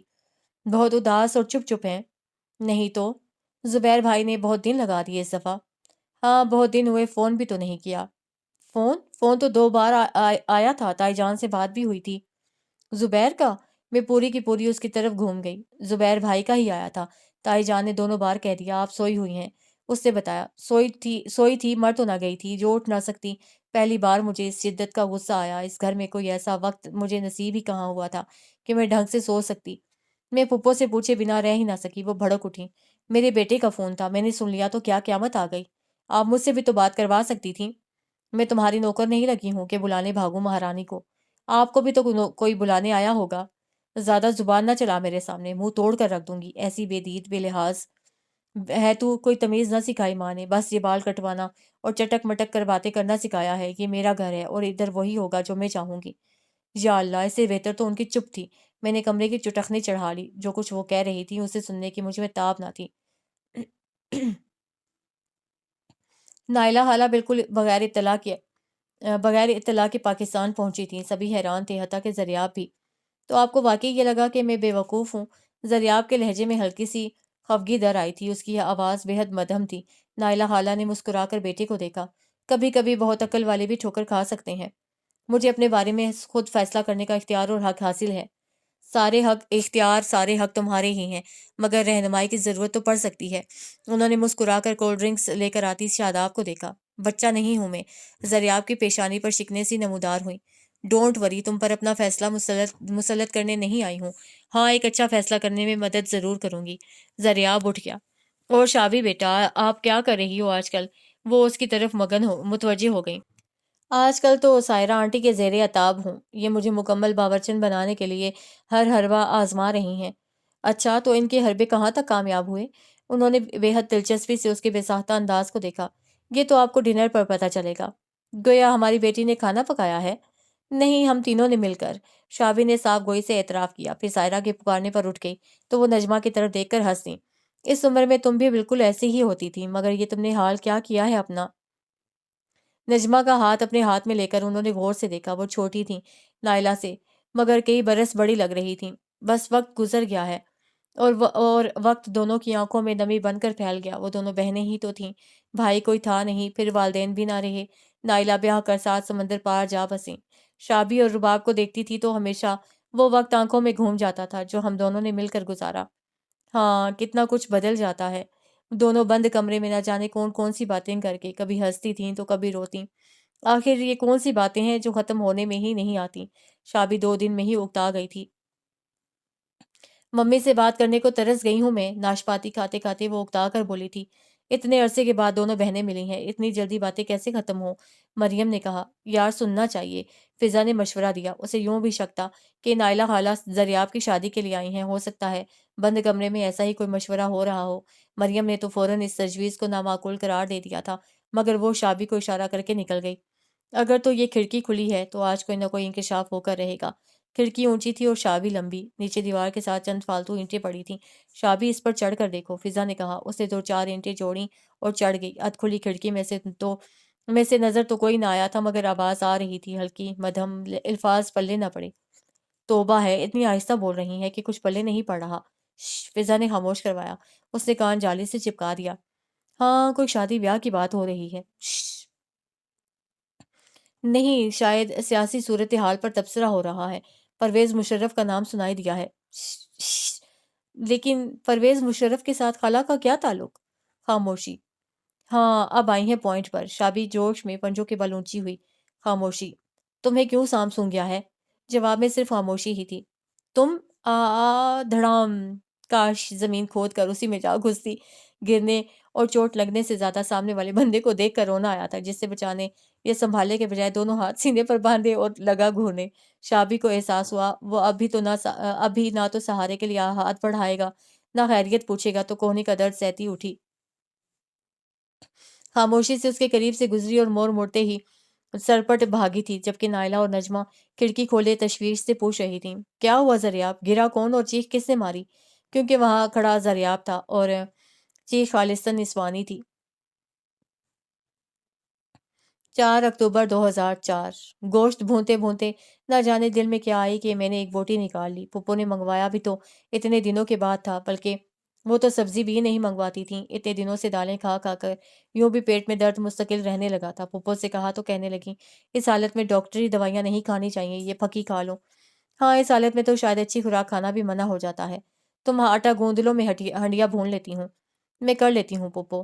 اٹھو۔ بعض اوقات ان کا لہجہ اتنا تحقیر آمیز ہو جاتا ہے، گویا بہو سے نہیں کسی ملازمہ سے بات کر رہی ہیں۔ میں اٹھ گئی، یوں ہی منہ چلتا رہا تو ہانڈی میں کوئی خاک کچھ بچے گا؟ پھپھو بڑبڑائیں۔ اف، انہوں نے مجھے بوٹی کھاتے دیکھ لیا تھا۔ پھپھو، میں نے تو بس ایک نمک چکھنے۔ جاؤ بی بی، اپنا کام کرو، وہ سر پر ہاتھ مار کر بولی۔ میں اٹھ کر آٹا گوندنے لگی۔ یہ دل بھی بس یوں ہی خوار کرواتا ہے، ایک بوٹی ہی تو تھی، نہ کھاتی تو کیا ہو جاتا، اب پھپھو نہ جانے کس کس کو بتائیں گی۔ آٹا بھی گوندھ گیا، روٹیاں بھی پک گئیں، نوکروں کو کھانا بھجوا دیا، پھپھو نے بھی کھا لیا، مجھے آواز نہ دی، بے شرم بن کر خود ہی چلی گئی۔ چنگیر سے روٹی نکال کر ہنڈیا کا ڈھکن اٹھایا تو ششدر رہ گئی، خالی ہنڈیا میرا منہ چڑھا رہی تھی۔ اللہ! پھپھو سالن ختم ہو گیا، تم نے تو خیر کھا ہی لیا تھا۔ اللہ! گیٹ سے نکلتے نکلتے جواب دیا، یہ ایک بوٹی کھانے کی سزا تھی۔ روٹی چنگیر میں رکھ کر اندر آئی تو میں پھوٹ پھوٹ کر رو رہی تھی، اور بہت رو چکنے کے بعد احساس ہوا کہ بھوک صرف مجھے نہیں، وہ جو میرے وجود میں پل رہا ہے اسے بھی اپنا حصہ چاہیے۔ لسی میں ہری مرچ ملا کر اس میں ڈبو ڈبو کر روٹی کھاتے ہوئے میرا دل چاہا میں یہاں سے بھاگ جاؤں۔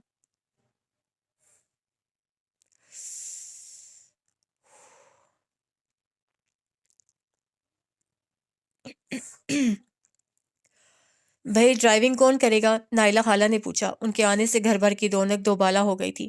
بہت خوش مزاج اور زندہ دل خاتون تھیں، لڑکیوں کے وارے نیارے ہو گئے تھے۔ کہیں بھی جانا ہو نائلہ خالہ فٹ سے تیار، پھر مریم کی شادی کی تیاریاں بھی شروع ہو گئیں۔ چٹ منگنی پٹ بیاہ والا معاملہ تھا۔ خالہ آپ نے ڈرائیونگ کیوں نہیں سیکھی؟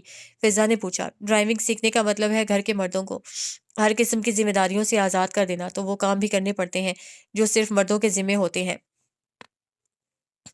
مگر مزہ بھی آتا ہے جب جب دل چاہا گاڑی لے کر اپنے کام نمٹا آئے، یہ نہیں کہ انتظار میں بیٹھے رہو کب کوئی فارغ ہو اور لے کر جائے۔ ہاں یہ بھی ہے، نائلہ خالہ نے تائید کی، مگر آج ٹیکسی نہیں لینی، اسی لیے کسی ڈرائیور کو پکڑو۔ ویسے تو کوئی مسئلہ نہیں ہے، میں بھی زریاب کو دیکھ کر اس نے ایک دم منہ بند کیا تھا۔ وہ مسکراہٹ دباتا نائلہ خالہ کی طرف مڑا۔ جی مما، بیٹا آج ذرا مارکیٹ تک لے جاؤ۔ وہ بھی فارغ تھا، مان گیا۔ کب تک فارغ ہوں گے آپ لوگ؟ کیا کہہ سکتے ہیں، 3 لڑکیاں اور ایک تمہاری ماں، وقت تو لگے گا ہی، نائلہ خالہ نے لاپرواہی سے جواب دیا۔ تو ٹھیک ہے، فارغ ہو کر مجھے موبائل پر رنگ کر لیجیے گا، میں تب تک 1-2 کام سمیٹ لوں گا۔ آنٹی میرا نہیں خیال تھا کہ زریعہ بھائی اتنے کیئرنگ ہوں گے، جنید بھائی کی طرح یہ بھی تو کہہ سکتے تھے ٹیکسی لے کر آ جانا۔ زریاب کے جانے کے بعد شابی نے حیران ہو کر کہا تھا۔ وہ مسکرا دیں۔ اتنے دنوں سے وہ یہاں ہے، ہم لوگ اسے اتنا بھی نہ جان سکے۔ جاننے کے لیے وہ رومیا کافی نہیں ہے؟ مریم بڑبڑائی، مگر نائلہ کی سماعتیں خاصی تیز تھیں۔ رومیا کا کیا ذکر؟ نہیں، وہ تو پوچھ رہی تھی آپ گئی تھی اس کے گھر؟ اس سے گڑبڑا کر بات سنبھالی۔ ہاں گئی تھی۔ آپ کو رومیا کیسی لگی؟ فضا نے بے اختیار پوچھا۔ اچھی ہے، انہوں نے مختصراً کہا، اور ایک دکان میں گھس گئیں۔ تینوں کے درمیان معنی خیز نظروں کا تبادلہ ہوا تھا۔ شاپنگ کے بعد جب زریاب لینے آیا تو نائلہ آنٹی نے چائنیز کی فرمائش کر دی۔ واپسی پر آئس کریم پیک کروا کر ہی گھر لوٹے تھے۔ 7 اکتوبر 2002۔ میں اپنے گھر میں ہوں۔ یہ جملہ میں نے کتنی بار زیر لب دہرایا ہے، مگر اندر کوئی ایسا احساس ابھرتا ہی نہیں کہ یہ گھر میرا ہے۔ یوں لگتا ہے اجنبی سرزمین ہے، اجنبی لوگ، کوئی میرا اپنا نہیں۔ پھپھو مجھ سے کس جنم کا بدلہ لے رہی ہیں میں نہیں جانتی۔ ساس اتنی ظالم بھی ہو سکتی ہے، میں سوچ بھی نہیں سکتی تھی۔ دھیرے دھیرے گھر سے ہر چیز غائب ہوتی جا رہی ہے۔ گھی مکھن الماری میں بند ہے اور اس پر لگا تالا میرا منہ چڑھا رہا ہے۔ گھر میں ڈھنگ کا سالن نہیں بنتا، اگر بنے تو میرے لیے نہیں بچتا۔ کون یقین کرے گا کہ میں نے اس موسم کے کسی پھل کا ذائقہ تک نہ چکھا تھا۔ 3 ہو گئے ہیں مجھے اس کمرے میں تڑپتے روتے ہوئے، بخار میں کچھ کھانے کو جی نہیں چاہتا۔ روٹی کے چند نوالے بمشکل حلق سے اترتے ہیں۔ ابھی ابھی رفت آئی تھی۔ مر جائیں گی اس طرح آپ، کوئی ظلم کرے تو کیا ظلم سہتے چلے جاتے ہیں؟ اپنا نہیں تو اپنے بچے کا ہی خیال کریں۔ اس گاؤں میں ہر دوسری تیسری عورت کو ایسے ہی حالات کا سامنا ہے، لیکن آپ کی طرح مرنے کو تیار نہیں ہو جاتی ہیں۔ دودھ بلوتی ہیں تو مکھن کی ڈلی اپنے منہ میں ڈال لیتی ہیں۔ ادھر ساس باتھ روم میں گھسی، ادھر دودھ کا گلاس اپنے پیٹ میں، محلے کے بچے کو 2 روپے رشوت تھمائے اپنے لیے سیب منگوا لیا۔ پتہ چل گیا تو کوئی بات نہیں، ساس کے ساتھ ایک مورکا، 4 دن سکون، پھر وہی سب شروع۔ مگر آپ کی سمجھ میں نہ کبھی میری بات آئی ہے نہ آئے گی۔ اپنے ہی گھر میں چوری کروں؟ جب گھر والے غاصب بن جائیں تو چوری بھی جائز ہو جاتی ہے۔ اس کے اپنے ہی فلسفے تھے۔ اتنا ڈر کر رہیں گی تو آملیٹ بنا کر کھا جائیں گی آپ کو۔ انہوں نے دلیا بنا کر دیا تھا، مگر میں کیا کروں، میری ہمت ہی نہیں پڑتی کہ قلم ڈائری چھوڑ کر وہ وہیں ٹھنڈے فرش پر چت لیٹ گئی۔ کمر کے نچلے حصے میں درد کی تیز لہریں اٹھ رہی تھیں۔ اس کے لبوں سے ہلکی ہلکی کراہیں نکلنے لگیں۔ بخار سے سارا بدن یوں بھی ٹوٹ رہا تھا۔ توبہ ہے، کتنے نخرے ہو جاتے ہیں بخار میں اس لڑکی کے، مگر دیکھو یہ سوپ تو تمہیں ختم کرنا ہی پڑے گا۔ کتنے نخرے اٹھاتی تھی ممی اس کے۔ لاؤ تھوڑا سر دبا دوں، بخار میں تو جسم یوں بھی ٹوٹنے لگتا ہے۔ اچھا شام میں تمہارے لیے کیا بناؤں؟ کھچڑی، دلیا، یخنی یا گرم سیال آنکھوں کے کناروں سے نکل کر کن پٹی پر بہنے لگا۔ اس نے دونوں بازو آنکھوں پر رکھ لیے مگر آنسو بہتے رہے۔ وہ روتی رہی، پھر کروٹ بدل لی۔ بہت دیر کے بعد دروازہ کھلا تھا، روشنی کی لکیر اندر آئی۔ اسے بازو ہٹا کر دیکھا، زبیر کو دیکھ کر بمشکل اٹھ سکی تھی۔ آپ کب آئے؟ کافی دیر ہو گئی۔ ان کا لہجہ سپار سا تھا۔ اچھا، مجھے پتہ ہی نہیں چلا۔ تم اپنی ذات سے باہر نکل کر دیکھو تو تمہیں کچھ پتہ چلے۔ مطلب؟ وہ کھٹک سی گئی۔ بچی تو نہیں ہو کہ ہر بات کا مطلب ہی سمجھاؤں۔ وہ بیڈ پر بیٹھ گئے۔ کچھ کھانے کے لیے لاؤں؟ صاحب کا موڈ ٹھیک نہیں لگتا تھا۔ اسے سوچا بات بدل دے۔ اس گھر میں میری ماں رہتی ہے، میرے کھانے پینے اور آرام کا خیال رکھنے والی، اگرچہ خود اس کے اپنے آرام کے دن ہیں۔ وہ دونوں ہاتھ سر کے نیچے رکھ کر لیٹ گئے۔ بس بیٹھ کے ماں کے پاس 2 گھڑی اور بولنے لگے اسی کی زبان۔ حال سے بے حال بیوی تو نظر ہی نہیں آتی۔ یہ حلیہ کیا بنایا ہے تم نے؟ فقیروں کی طرح زمین پر پڑی ہو۔ کوئی آ جائے دیکھ لے تو کیا سوچے، کیا سلوک کرتے ہیں ہم تمہارے ساتھ؟ مجھے تو یہ سمجھ میں نہیں آتا تمہیں دکھ کیا ہے، تکلیف کیا ہے تمہیں یہاں؟ ہائے یہ بے عقل مرد! ساری عقل تو عورت کی ذرا سی سیاست پر دھری کی دھری رہ جاتی ہے۔ جو کہہ دیا اسی پر اعتبار کیا۔ وہی زبان بولنے لگے۔ میں بتاؤں مجھے یہاں کیا دکھ ہے، کیا تکلیف ہے؟ اعتبار کریں گے میرے کہے کا؟ وہ بڑے ضبط سے گویا ہوئی۔ کیا تکلیف ہے؟ زبیر نے کروٹ بدلی اور کوہنی کے بل اونچا ہوئے۔ وہ ذرا کھسک کر قریب ہوئی، ایک ہاتھ اس کے بازو پر رکھا۔ پپو مجھے یہاں بیٹی بنا کر لائی تھیں۔ حقیقت تو یہ ہے کہ وہ مجھے اس گھر میں کوئی ایک مقام بھی نہیں دے سکی، نہ بیٹی کا، نہ بھتیجی کا اور نہ بہو کا۔ وہ رہ نہ سکی، مدھم لہجے میں بتاتی چلی گئی۔ آنسو تواتر سے بہتے رہے۔ وہ لب بھینچے سنتے رہے، پھر ایک جھٹکے سے اٹھ بیٹھے۔ بس کرو رباب، حد ہوتی ہے مبالغہ آرائی کی۔ اتنی صفاکی سے جھوٹ بولتے ہوئے تمہیں شرم نہیں آتی؟ یہی سوچ لیتی کہ وہ صرف تمہاری ساس ہی نہیں پھوپھی بھی ہیں۔ وہ ایک پل کو ششدر رہ گئی، پھر پھٹ پڑی۔ میں نے نہ تو جھوٹ بولا ہے اور نہ مبالغہ آرائی سے کام لیا ہے۔ حقیقت تو یہ ہے زبیر صاحب کہ اس گھر میں میرے ساتھ یہ سلوک ہوتا رہا ہے کہ کرنے والی کوئی اور نہیں، میری پھوپھو ہی تھیں۔ شٹ اپ، اپنی حد میں رہو۔ میں تو حد میں ہی تھی، مجھے حد سے باہر کس نے کیا ہے؟ 1 سال بیت گیا مجھے یہ سب سہتے ہوئے۔ کبھی کوئی شکوہ، کوئی شکایت کی آپ سے؟ سب کچھ سہتی رہی صرف آپ کے لیے، اور آج آپ ہی مجھ سے حساب مانگنے چلے ہیں۔ تو کیا کروں؟ جا کر ماں کے سامنے کھڑا ہو جاؤں؟ بتایا تھا میں نے تمہیں کہ بہت مشکلوں اور تکلیفوں سے گزر کر تو ان کی تکلیفوں میں زندگی گزری ہے، تو کیا مجھے بھی اسی طرح گزارنی ہوگی؟ ان پر ظلم ہوا ہے تو کیا میرے لیے فرض ہو گیا ہے میں بھی ہر ظلم سہوں؟ کہاں کا انصاف ہے یہ؟ ایک عورت کو گھر کا سکھ نہیں ملا تو دوسری کو بھی نہ ملے۔ میں یہاں بیاہ کر آئی تھی زبیر صاحب، بھاگ کر نہیں۔ میرا نہیں تو اپنے ہونے والے بچے کا ہی خیال کر لیں، یا میرے ساتھ اسے بھی مارنا چاہتے ہیں آپ لوگ؟ بس اس گھر کے دور دیوار نے آج پہلی بار اتنی اونچی آوازیں سنی تھیں۔ اس کے صبر کا پیمانہ لبریز ہوا تو زبیر بھی نہ ہوئے تھے اور دونوں کو چپ کروانے والا کوئی بھی نہ تھا۔ بات تو بڑھنی تھی۔ مجھے لاہور چھوڑ آئیں۔ صوفے پر بیٹھی وہ حتمی لہجے میں کہہ رہی تھی۔ کل شام کے جھگڑے کے بعد یہ پہلی بات تھی جو اس نے آج صبح کی تھی۔ زبیر نے ہیئر برش رکھ کر اس کی طرف دیکھا۔ بے خواب سرخ آنکھیں رت جگہ کی گماس تھیں، آنکھوں کے گرد ہلکے بے حد نمایاں زرد بے رونق چہرہ۔ وہ نظریں چرا گئے۔ کیوں؟ اب بھی یہ سوال باقی ہے؟ اس کا لہجہ تلخ تھا۔ رباب تم پلیز زبیر، میں اس وقت کچھ اور نہیں سننا چاہتی کہ آپ مجھے لاہور لے جا رہے ہیں۔ بہت بولنا آ گیا ہے تمہیں؟ اس کے انداز زبیر کو حیران کر رہے تھے۔ جانور کو بھی تکلیف پہنچے تو وہ چیختا ہے، میرا بولنا کچھ ایسا بے جواز بھی نہیں۔ بہت چپ رہی ہوں میں۔ دیکھو رباب، اگر تم اس طرح جاؤ گی تو معاملات بگڑ بھی سکتے ہیں۔ وہ اٹھ کر ان کے سامنے آ گئی۔ میں ناراض ہو کر نہیں جا رہی ہوں، مگر میں یہ چند مہینے سکون کے ساتھ گزارنا چاہتی ہوں۔ پڑھے لکھے ہیں آپ، اتنا تو سمجھتے ہوں گے کہ یہ حالات اور پریشانیاں آپ کے بچے پر کس طرح اثر انداز ہو سکتی ہیں۔ مجھ میں اب طاقت نہیں رہی۔ 6 ماہ ہو گئے، ایک بار بھی میرا چیک اپ نہیں ہوا۔ کیا آپ کو واقعی میری حالت نظر نہیں آتی؟ میں یہاں کسی دائی کے ہاتھوں مرنا نہیں چاہتی ہوں۔ کیا یہاں کی عورتیں بچے پیدا نہیں کرتی؟ وہ جھنجلا گیا۔ وہی بات ہو گئی۔ ایک بادشاہ شکار کھیلنے گیا، سڑک کے کنارے جھمگٹا دیکھا، پتا چلا ایک عورت کے بچہ پیدا ہوا ہے۔ ذرا سی دیر میں عورت نے بچہ کندھے سے لگایا اور قافلے کے ساتھ یہ جا وہ جا۔ دیہاتی عورت تھی۔ وہ واپس جا کر رانی پر خفا ہوا۔ ہر وقت کھانا پینا چونچلے۔ وہ رانی عقل مند تھی۔ مالی سے کہا باغ کو پانی مت دینا۔ تھوڑے دنوں میں سارا باغ مرجھا گیا۔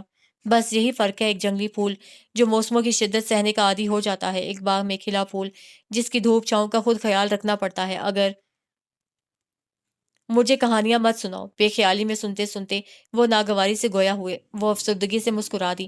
بادشاہ کی سمجھ میں تو یہ بات آ گئی تھی، آپ کی سمجھ میں نہیں آ رہی۔ اپنے آنگن میں لگی بیل کی دیکھ بھال کرنا چھوڑ دیجیے، پھر دیکھیے کتنے پھول دیتی ہے وہ۔ تم کہنا کیا چاہتی ہو؟ مجھے لاہور چھوڑ آئیں۔ وہ کچھ لمحے اسے دیکھتا رہا۔ ٹھیک ہے۔ زبیر باہر نکل گئے تو وہ تیزی سے بڑے بیگ میں ضرورت کی چیزیں ٹھونسنے لگی۔ وجود میں زندگی سی دوڑ گئی تھی۔ اپنوں سے ملنے کا خیال سرخوشی بن کر خون میں گردش کرنے لگا تھا۔ آنند فانند تیاری ہو گئی۔ زبیر نے پھپھو سے نہ جانے کیا کہا تھا۔ جب وہ ان کے سامنے دعا لینے کو جھکی تو انہوں نے منہ پھیر لیا۔ شابی کی لمبی چیخ نے بادلوں بھری شام کی چپ میں دراڑیں ڈال دیں۔ کہیں کوئی کہیں سے برآمد ہوا، کوئی کہیں سے۔ رباب آ گئی، رباب آ گئی کی آوازوں سے ایک سے دوسرے اور دوسرے سے تیسرے کو خبر ہو گئی۔ آنند فانند سبھی اکٹھے ہو گئے۔ کوئی ادھر سے لپٹ گئی، کوئی ادھر سے۔ لڑکے زبیر سے ملنے لگے۔ سائرہ نے ڈانٹ ڈپٹ کر سب کو الگ کیا۔ وہ اسے اپنے جلو میں لیے اندر آ گئیں۔ نجمہ سامنے سے آ رہی تھیں۔ اسے دیکھ کر ایک پل کو ٹھٹکیں۔ وہ بھاگ کر ان سے لپٹ گئی۔ رباب میری بیٹی، وہ بار بار اسے پیار کر رہی تھیں۔ پھر اسے خود سے الگ کر کے دونوں ہاتھوں میں اس کا چہرہ تھام لیا۔ تمہارا جسم تپ رہا ہے، تمہیں بخار ہے رباب؟ یہ ماں تھیں بنا کہے دکھ درد سمجھ جانے والی۔ تمہیں ضرورت کیا تھی یوں بخار کی حالت میں نکلنے کی؟ انہوں نے آگے بڑھ کر زبیر کے سر پر ہاتھ پھیرا۔ میں نے تو منع کیا تھا، انہوں نے آہستگی سے کہا۔ میرا دل بہت اداس تھا ممی۔ وہ نڈھال سی ہو کر صوفے پر بیٹھ گئی۔ اتنے طویل سفر نے یوں بھی اس کی حالت خستہ کر دی تھی۔ پھر بھی جانو، اس حالت میں چند دنوں تک تمہیں لینے آنے والی تھی۔ وہ اس کا حال دیکھ کر پریشان ہو رہی تھی۔ پیلی رنگت، دھنسی ہوئی آنکھیں، کمزور چہرہ، یہ وہ رباب تو نہ تھی۔ ان کا دل ہول رہا تھا۔ اسے کمرے میں لے جاؤ، میں سیب کا جوس نکال کر لاتی ہوں۔ سائرہ نے فوراً اپنی جاب سنبھالی۔ زبیر بیٹا، آپ بھی فریش ہو جاؤ۔ وہ جنید کو اشارہ کر کے کچن میں گھس گئیں۔ شام تک گویا گھر میں ایمرجنسی نافذ ہو گئی تھی۔ زبیر کو خاطر خواہ توجہ نہیں ملی تھی، مگر رباب کی حالت دیکھ کر وہ بھی گھبرا گیا تھا۔ بخار مزید تیز ہو گیا تو سائرہ اور نجمہ اسے لیڈی ڈاکٹر کے پاس لے گئیں۔ اسے ڈرپ لگا دی۔ غذا کی کمی، خون کی کمی، ٹینشن۔ ماں اور بچہ دونوں بے حد کمزور۔ نجمہ کے ہاتھ پاؤں پھول گئے۔ شام کو اسے لے کر گھر آئیں تو سائرہ نے زبیر کو گھیر لیا۔ ڈاکٹر کے مشورے اس کے خدشے، کچھ کھاتی پیتی ہی نہیں، وہ جز بز ہوتا رہا۔ انہوں نے عظیم کو بھجوا کر بادام اور ڈھیروں ڈھیر پھل منگوایا۔ کام کرنے والی کو پیسے تھمائے۔ اپنے گاؤں سے خالص دیسی گھی لے کر آئے۔ دودھ، یخنی، پھل، جوس، سوپ، دنیا جہان کی نعمتیں اس کے سرہانے ڈھیر ہو گئیں۔ پیار کرنے والے، خیال کرنے والے، ڈانٹ کر اسرار سے کھلانے والے اور ہاتھ پاؤں دبانے والے بھی بہت۔ وہ مسلسل غنودگی میں تھی۔ اسی غنودگی میں کبھی کبھی بڑبڑانے لگتی۔ لسی میں مرچ ڈالی، پھر روٹی کھائی۔ پھپھو نے کہا، تمہارے باپ کا گھر۔ مائی گاڈ۔ نجمہ منہ چھپا کر رونے لگتیں۔ سائرہ زبیر کو گھورتیں۔ لڑکیاں الگ سنجیدہ رنجیدہ چہرہ بنائے کھڑی تھیں۔ زبیر اتنا شرمندہ ہوئے کہ شام ہی کو واپس چلے گئے۔ نائلہ خالہ زریاب کے ساتھ اپنی سسرال حیدرآباد گئی ہوئی تھیں۔ ہیلو شاداب۔ کاریڈور کی سیڑھیوں پر نہ جانے کی سوچ میں گم شاداب چونکی، پھر اپنے سامنے رومیا کو دیکھ کر کچھ بیزار سی ہو گئی۔ ہیلو، یہاں بیٹھی کیا کر رہی ہو؟ یوں ہی موسم انجوائے کر رہی تھی۔ رومیا نے بے حد حیرت سے اسے دیکھا۔ چلچلاتی دھوپ، ہوا بند اور حبس، وہ بس کندھے اچکا کر رہ گئی۔ زریاب گھر پر ہیں؟ نہیں۔ کہاں گئے ہیں؟ حیدرآباد۔ پھر بظاہر سادہ سے لہجے میں پوچھنے لگی، تمہیں بتا کر نہیں گئے؟ ہاں شاید ذکر تو کیا تھا۔ رومیا کا لہجہ اس سے زیادہ سرسری تھا۔ بیٹھو گی نہیں؟ نہیں، چلتی ہوں، اسپتال سے آ رہی تھی، سوچا زریاب واپس آ گئے ہوں تو لنچ انہی کے ساتھ کر لوں۔ جب سے ہاؤس جاب شروع ہوا ہے انہیں شکوہ ہی رہتا ہے کہ میں انہیں ٹائم نہیں دیتی۔ وہ دھیمے سے ہنسی، پھر اس کے سامنے ہاتھ کی پشت کی۔ کیسی ہے؟ انگلی میں بیش قیمت ڈائمنڈ رنگ جگمگا رہی تھی۔ اچھی ہے، زریاب نے لے کر دی ہے۔ اس کے لبوں پر خوبصورت سی مسکراہٹ آ ٹھہری۔ شاداب سر اٹھا کر اسے دیکھنے لگی۔ یقین نہیں آیا؟ حالانکہ اس دن سب کے سامنے تو اس نے مجھے میری پسند کا گفٹ دلانے کا وعدہ کیا تھا۔ ہاں، وہ چپ سی ہو گئی تھی۔ زریاب کی چوائس بہت اچھی ہے۔ اسے ہاتھ اپنی آنکھوں کے سامنے کیا، پھر نظر اٹھا کر شاداب کو دیکھا۔ معمولی چیزیں پسند نہیں کرتا۔ شاداب گمسم سی بیٹھی تھی۔ ایک بات پوچھوں، زریاب تمہیں کیسا لگتا ہے؟ جیسا ہے ویسا ہی لگتا ہے۔ پھر بھی کزن ہے تمہارا، تمہارے گھر میں رہتا ہے، باتیں بھی ہوتی ہوں گی اور تفریح بھی۔ وہ نہ جانے کیا اگلوانا چاہ رہی تھی۔ شاداب کی آنکھوں میں غصہ سا امڑ آیا۔ اچھا بابا، مائنڈ کیوں کرتی ہو؟ یوں ہی پوچھ لیا ہے، تمہارے دل میں نہیں تو تمہاری ممی کے دل میں تو خیال آتا ہی ہوگا۔ رومیا، شابی کا لہجہ سنجیدہ سا ہو گیا۔ ہم قسمت پر یقین کرنے والے لوگ ہیں۔ جو ہماری قسمت میں لکھا ہے وہ کوئی اور نہیں چھین سکتا، اس لیے ہمیں دوسروں کی طرح ہاتھ پاؤں مارنے کی ضرورت محسوس نہیں ہوتی۔ رومیا کا چہرہ ایک پل کو سرخ ہوا، لیکن دوسرے پل وہ سنبھل گئی۔ قسمت دھوکہ بھی دے جاتی ہے۔ قسمت دھوکہ نہیں دیتی، انسان خود اپنے آپ کو دھوکہ دیتا ہے۔ وہ کھڑی ہو گئی۔ زریاب بھائی آئے تو میں بتا دوں گی کہ تم آئی تھیں۔ وہ آئے گا تو مجھے خود ہی رنگ کرے گا، تم فکر مت کرو۔ وہ چلی گئی، مگر شاداب بری طرح ڈسٹرب ہو گئی تھی۔ چلاتی ہوئی دھوپ تھی، بے حد گرمی، حبس۔ یہی کوئی جون یا جولائی کا مہینہ ہوگا جب میں اس گھر میں داخل ہوئی۔ سارے کمروں اور کچن میں تالے پڑے تھے اور تسنیم وہیں ایک گرم دیوار کے گرم سائے میں ٹیک لگائے بیٹھی تھی۔ اس نے ہمیں کبھی نہیں بتایا تھا کہ اس کی ساس باہر جاتے ہوئے سارے کمرے بند کر جاتی تھیں کہ کہیں وہ پنکھا نہ لگا لے۔ اس کے پاؤں میں چپل نہیں ہوتی تھی، اگر کبھی پوچھیں تو کہتی تھی انگوٹھا درد کرتا ہے۔ گرمی کے مہینوں میں بدن کاٹنے والے اپنے جہیز کے ریشمی سوٹ ہی پہنتی تھی۔ اس کی ساس شوہر جب دل چاہتا دھنک کر رکھ دیتے۔ ممی کی انگلیاں رباب کے بالوں کو سہلا رہی تھیں، اس کا بخار اتر گیا تھا، بس کچھ کمزوری باقی تھی۔ ماں کی گود میں سر رکھ کر اپنے سارے دکھ کہے تھے۔ نجمہ سن کر روتی جاتی تھی اور اس کی آنسو پہنچتی تھی۔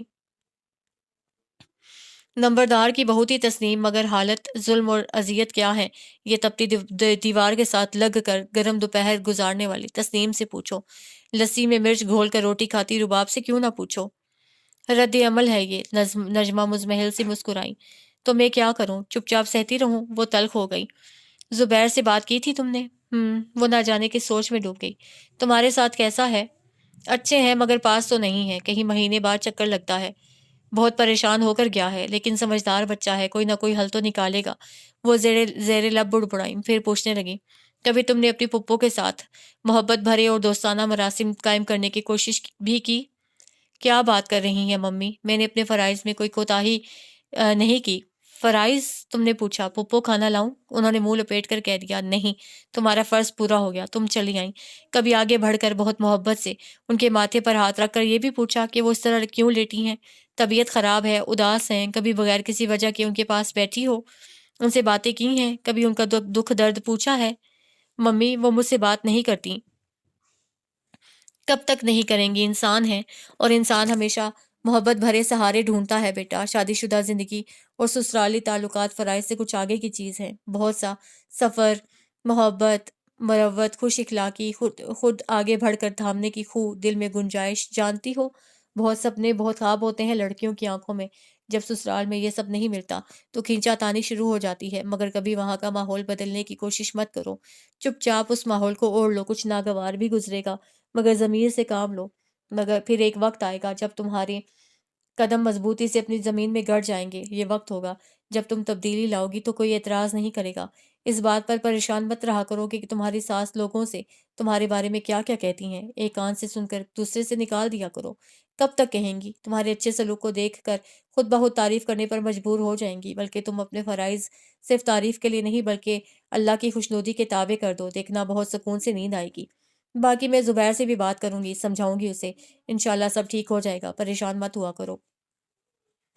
انہوں نے جھک کر پیشانی پر پیار کیا۔ رباب کے شکوے شکایتیں ایک طرف رہ گئیں، وہ بھی نجمہ کی بیٹی تھی، فوراً اپنی کوتاہیاں ڈھونڈنے لگی۔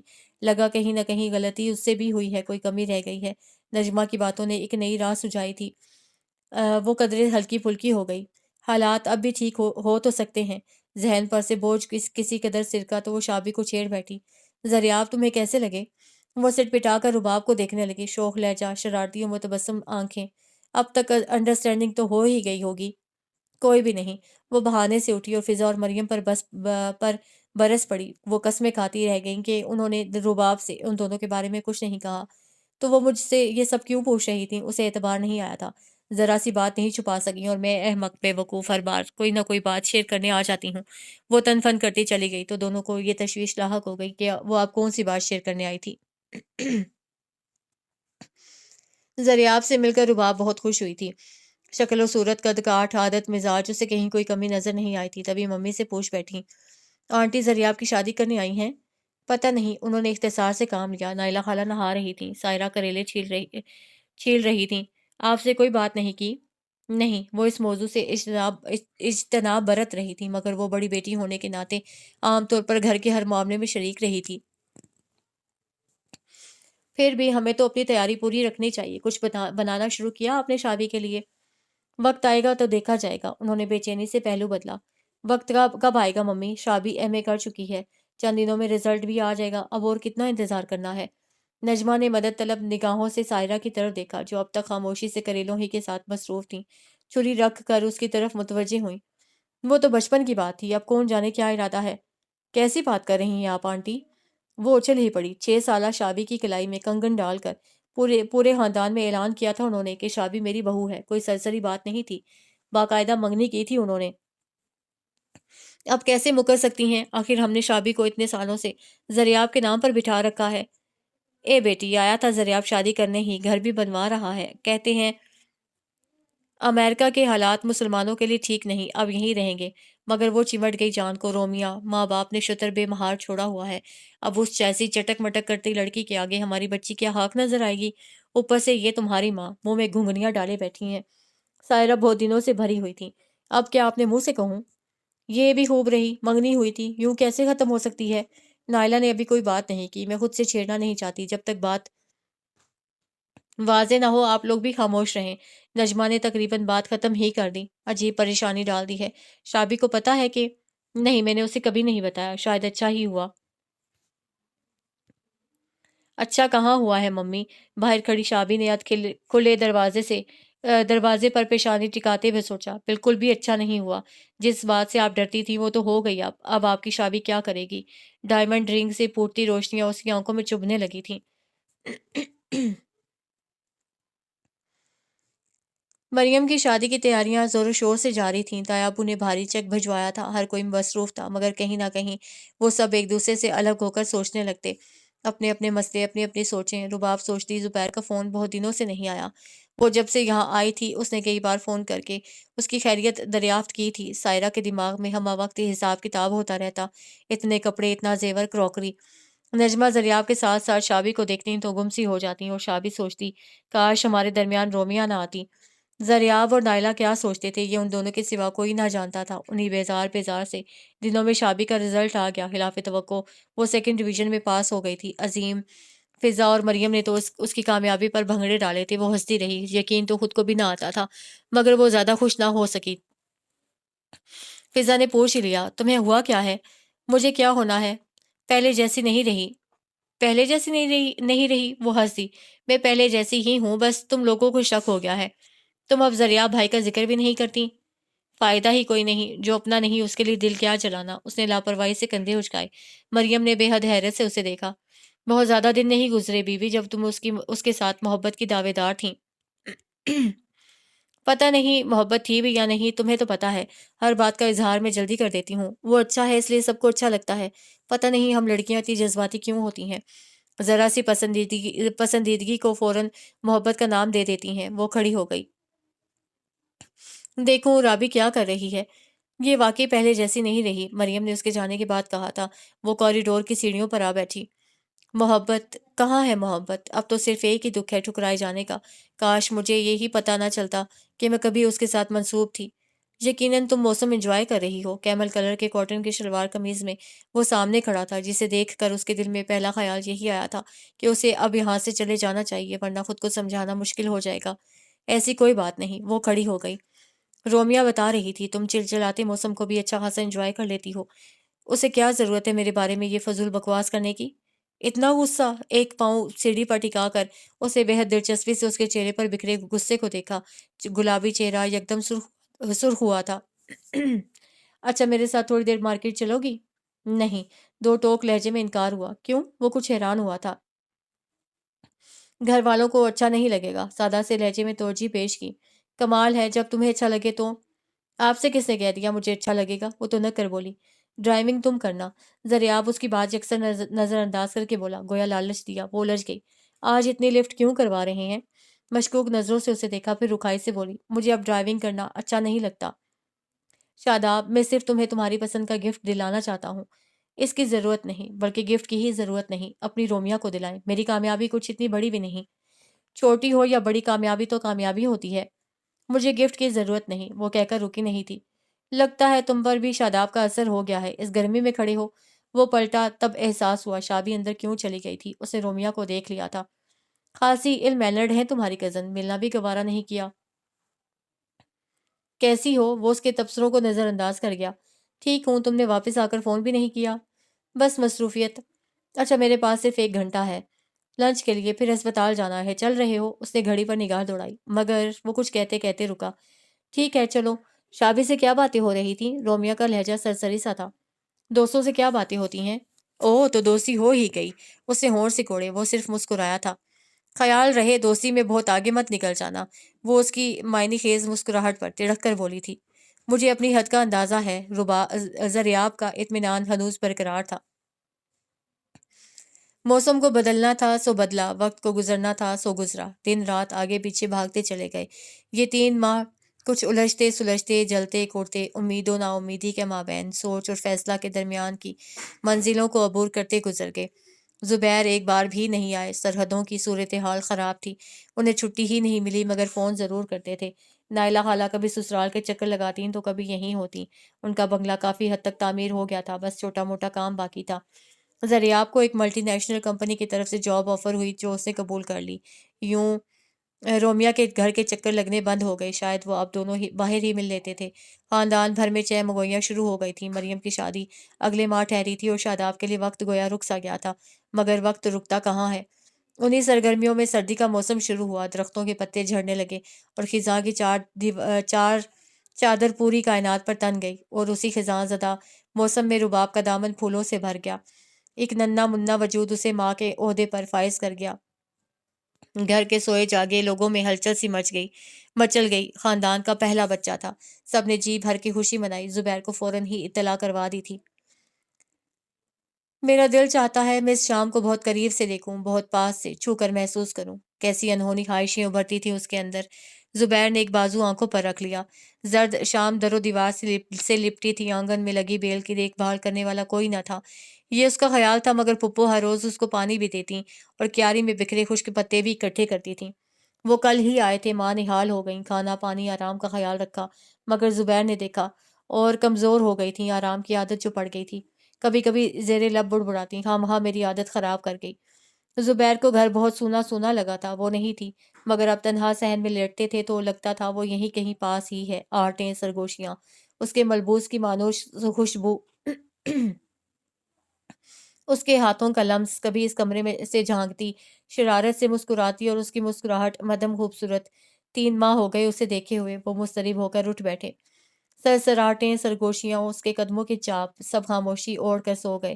وہ کمرے کے سامنے آ گئے، دروازے پہ ہاتھ رکھا تو اندر چوڑیاں چھنک اٹھیں، جیسے وہ ڈریسنگ ٹیبل کے سامنے بیٹھی بال بنا رہی ہو۔ دروازہ کھلا تو چوڑیوں کی چھنک الماری کے نہ جانے کون سے کونے میں جا چھپی۔ وہ مسکرا دیے، شاید اپنے ایلیوژن پر۔ بیڈ پر بیٹھ کر سوچ لیا تھا کہ واپسی پر لاہور کا چکر لگانا ہے۔ پھر گردن گھما کر الماری میں ترتیب سے رکھی کتابوں کا جائزہ لینے لگے، اور اسی جائزے میں نگاہوں کی گرفت میں وہ سرخ جلد والی ڈائری بھی آ گئی۔ انہوں نے ڈائری نکال لی۔ روزانہ تو نہیں، مگر ڈائری لکھی ہوئی تھی۔ رباب ڈائری بھی لکھتی تھی، شاید جلدی میں وہ لے جانا بھول گئی تھی۔ انہوں نے صفحے پلٹے اور یوں ہی وقت گزاری کے لیے پڑھتے چلے گئے۔ نہ جانے کتنا وقت گزرا جب چچی فاطمہ کی آواز پورے گھر میں گونجنے لگی، بہن تسنیم، مبارکاں مبارکاں، خیر سے تمہارے ہاں پوتا ہوا ہے۔ ڈھیر سارے کپڑے، کھلونے اور رباب کے لیے لاکٹ سیٹ لے کر وہ اور پپو پہنچے تھے۔ پپو خود بے حد خوش تھیں، رباب کو پیار کیا، بچے کو بہت دیر تک گود میں لیے بیٹھی رہیں۔ سائرہ حسب معمول کچن میں جا گھسی، اہتمام جو کرنا تھا۔ لڑکیاں چیزیں دیکھنے لگیں۔ ہر چیز بہت خوبصورت اور قیمتی ہے، لگتا ہے اس بار پپو نے نہیں خریدی، شابی نے سرگوشی کی تھی۔ جی اس بار چوائس میری ہے، وہ کب سے زبیر نے کہا۔ وہ بری طرح شرمندہ ہو گئی۔ کیا ضرورت تھی اتنا اونچا تبصرہ کرنے کی؟ مریم لتاڑ رہی تھی۔ زبیر رباب سے اکیلے میں ملنا چاہتے تھے۔ موقع شام کو ملا۔ کمرے میں آئے تو وہ اکیلی تھی، ننھا شہزادہ سو رہا تھا۔ زبیر نے اسے گود میں لے لیا۔ وہ بازو آنکھوں پر رکھے چپ چاپ لیٹی تھی، مگر محسوس کر سکتی تھی وہ نہ صرف اپنے بیٹے کو پیار کر رہے تھے، بلکہ کن اکھیوں سے اس کی جانب بھی دیکھ رہے تھے۔ خاموشی کا وقفہ طویل ہونے لگا تو اس نے پکار لیا، رباب۔ خفا ہو؟ نہیں تو۔ زبیر نے بازو اس کی آنکھوں سے ہٹایا۔ میرے ساتھ چلو گی؟ جانا تو پڑے گا۔ اتنی ہمت تو آ ہی گئی ہوگی کہ میری ماں کے مزید ستم سہ سکو، شاید طنز کیا تھا۔ خوب شکایتیں لگائی ہیں گھر والوں سے میری، کئی گھنٹوں سے گھیر کر بیٹھی ہیں جیسے میں کوئی مجرم ہوں۔ دکھ اپنوں سے ہی کہے جاتے ہیں۔ وہ تکیے کے سہارے ذرا سا اٹھی اور بچہ لینے کو ہاتھ پھیلا دیے۔ میں بھی تو تمہارا اپنا ہوں۔ انہوں نے بچہ گود میں دے دیا، ایک بھرپور نگاہ اس پر ڈالی۔ اپنے مداوا بھی کرتے ہیں۔ ننھا سا بیٹا گود میں تھا، وہ خود کو خاصا مضبوط تصور کر رہی تھی۔ وہی تو کرنے آیا ہوں۔ مطلب؟ تیکھی نظروں سے اسے دیکھا۔ مطلب اب اتنا رو دھو کر آئی تھیں تو کچھ تو کرنا ہی پڑے گا۔ ڈرامہ نہیں کر رہی تھی، وہ چڑ گئی۔ کیا پتا کیا بے نیازی تھی، ڈرامہ کر رہا ہے۔ آپ اس نے ہاتھ اٹھا کر خاموش رہنے کا اشارہ کیا، بچے کا منا سا ہاتھ اپنے ہاتھ میں لے لیا۔ نام کیا رکھو گی اس کا؟ پتہ نہیں، وہ الجھ سی گئی۔ اسامہ کیسا ہے؟ اچھا ہے، مگر ابھی کیا کہہ رہے تھے؟ کس بارے میں؟ وہ کروٹ کے بل لیٹے بچے کے پاؤں چھو رہے تھے، بے حد مگن، جیسے کوئی بات ہی نہیں کی۔ آپ کے ساتھ جانے کے بارے میں۔ زبیر نے سر اٹھا کر اس کے جھجکتے چہرے کو دیکھا اور مسکرا دیے۔ بہت اچھی لگ رہی ہو۔ زمین میں نے ٹھیکے پر دے دی ہے، چچا سلیم گھر کی دیکھ بھال کر لیں گے۔ آپ دونوں میرے ساتھ جاؤ گی، میں تمہارے ساتھ رہوں گا تو کچھ مسئلے خود بخود حل ہو جائیں گے۔ کچھ تم اپنی ذہانت اور محبت سے حل کر لینا، اور کچھ… وہ سوچ میں ڈوب گئے۔ کچھ برداشت بھی کیے جا سکتے ہیں۔ رباب آہستگی سے گویا ہوئی۔ ہاں، زبیر ہنس دیے۔ لیکن پھپھو کیسے مان گئیں؟ وہ میری ماں ہے رباب، اور ماں اپنے بچوں کی بات کبھی نہیں ٹال سکتی۔ اور یہ صاحب سوئے ہی رہیں گے یا جاگیں گے بھی؟ انہوں نے جھک کر بیٹے کو پیار کیا۔ لگتا ہے باپ پر گیا ہے، ذرا دیر سے ہی جاگے گا۔ رباب نے سادگی سے کہتے ہوئے بچے کو اس کے پاس لٹایا تھا۔ ہاں، وہ پہلے بچے پر جھکے، پھر ایک دم سیدھے ہوئے۔ کیا کہا تم نے؟ کچھ نہیں، کچھ نہیں۔ وہ منہ پر ہاتھ رکھ کر ہنستی چلی گئی۔ دونوں ماں بیٹا شاپنگ کے لیے نکلے تھے۔ نائلہ خالہ نے آج لڑکیوں کو لفٹ بھی نہیں کروائی تھی۔ وہ دل ہی دل میں خفا ہوئی، پھر سوچا شاید کچھ ذاتی چیزیں خریدنی ہوں۔ بہرحال دونوں واپس آئے تو خاصے لدے پھندے تھے اور بہت خوش بھی۔ اب بولو بیٹا، ماں کی رہنمائی کام آئی؟ مت بھولیں، فیصلہ میرا اپنا ہے۔ زریاب نے گاڑی لاک کرتے ہوئے ماں کو دیکھا، جو آج بہت خوش تھیں۔ دونوں اندر آئے تو سب لاؤنج میں ہی موجود تھے۔ پھپھو نے بھی ابھی آ کر پانی کا گلاس ہی پیا تھا۔ وہ پورے خاندان کے دورے پر صبح سے ہی نکلی تھیں، وہیں کچھ سن گن ملی تھیں۔ آتے ہی نجمہ سے بولیں، شاداب کی منگنی ٹوٹ گئی ہے؟ نجمہ چپ کی چپ رہ گئیں۔ شاداب اپنی جگہ چور سی بن گئی۔ زبیر، عظیم، جنید سب وہیں تو موجود تھے، کچھ حیران ہو کر دیکھنے لگے۔ آپا، آپ پانی پیجیے۔ سائرہ نے ان کے ہاتھ میں پانی کا دوسرا گلاس سمایا۔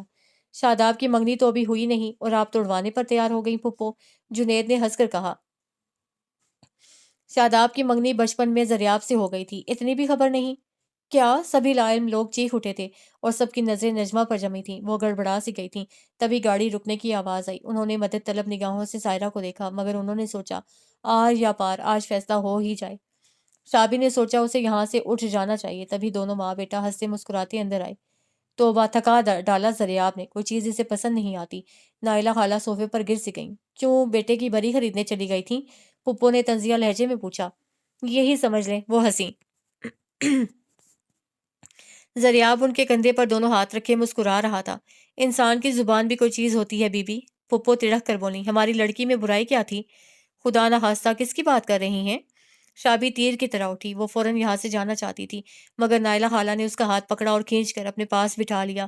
لفافے سے ایک ڈبہ نکال کر کھولا۔ کیسا ہے؟ ڈائمنڈ سیٹ جگمگا رہا تھا۔ نائلہ، پہلے مجھ سے بات کرو۔ پھپھو کو تاؤ آیا۔ میرے مرحوم بھائی کی نشانی ہے یہ، کوئی زیادتی ہوگی تو میں برداشت نہیں کروں گی۔ رباب نے تحیر سے انہیں دیکھا۔ یہ اس کی ساس کے کلمات تھے۔ تم نے خود دامن پھیلا کر شابی کا رشتہ مانگا تھا، اب کیسے توڑ سکتی ہو؟ اور یہ رومیہ کا کیا قصہ ہے؟ ارے آپ سے یہ سب کس نے کہہ دیا؟ کیا سادگی تھی! سارا خاندان کہہ رہا ہے، خود رومیہ کہہ رہی ہے، زریاب نے اسے پروپوز کیا ہے۔ سائرہ نے آہستگی سے بتایا۔ اڑتی پڑتی ان تک بھی پہنچی تھی۔ دیکھا تم نے؟ انہوں نے پلٹ کر زریاب کو گھورا۔ میں نے کہا تھا یہ پاکستان ہے، یہاں ایسی دوستیوں کو عجیب رنگ دیا جا سکتا ہے، اور آپ لوگ… وہ سب کی طرف پلٹیں۔ اگر کسی کی یادداشت کمزور ہے تو میں پھر سے یہ انگوٹھی شابی کی انگلی میں پہنا کر اعلان کرتی ہوں کہ شابی میری بہو ہے۔ انہوں نے سٹ میں سے انگوٹھی نکال کر شابی کا ہاتھ پکڑا، اس نے ہاتھ کھینچ لیا اور ان کے کان میں منمنائی، یہ انگوٹھی بھی اسے پہنا دیں جس سے پہلے ڈائمنڈ رنگ دی تھی۔ کسے دی تھی؟ رومیہ کو، اس نے مجھے خود بتایا تھا۔ ہائے، دل جل کر راکھ ہو گیا تھا اس وقت۔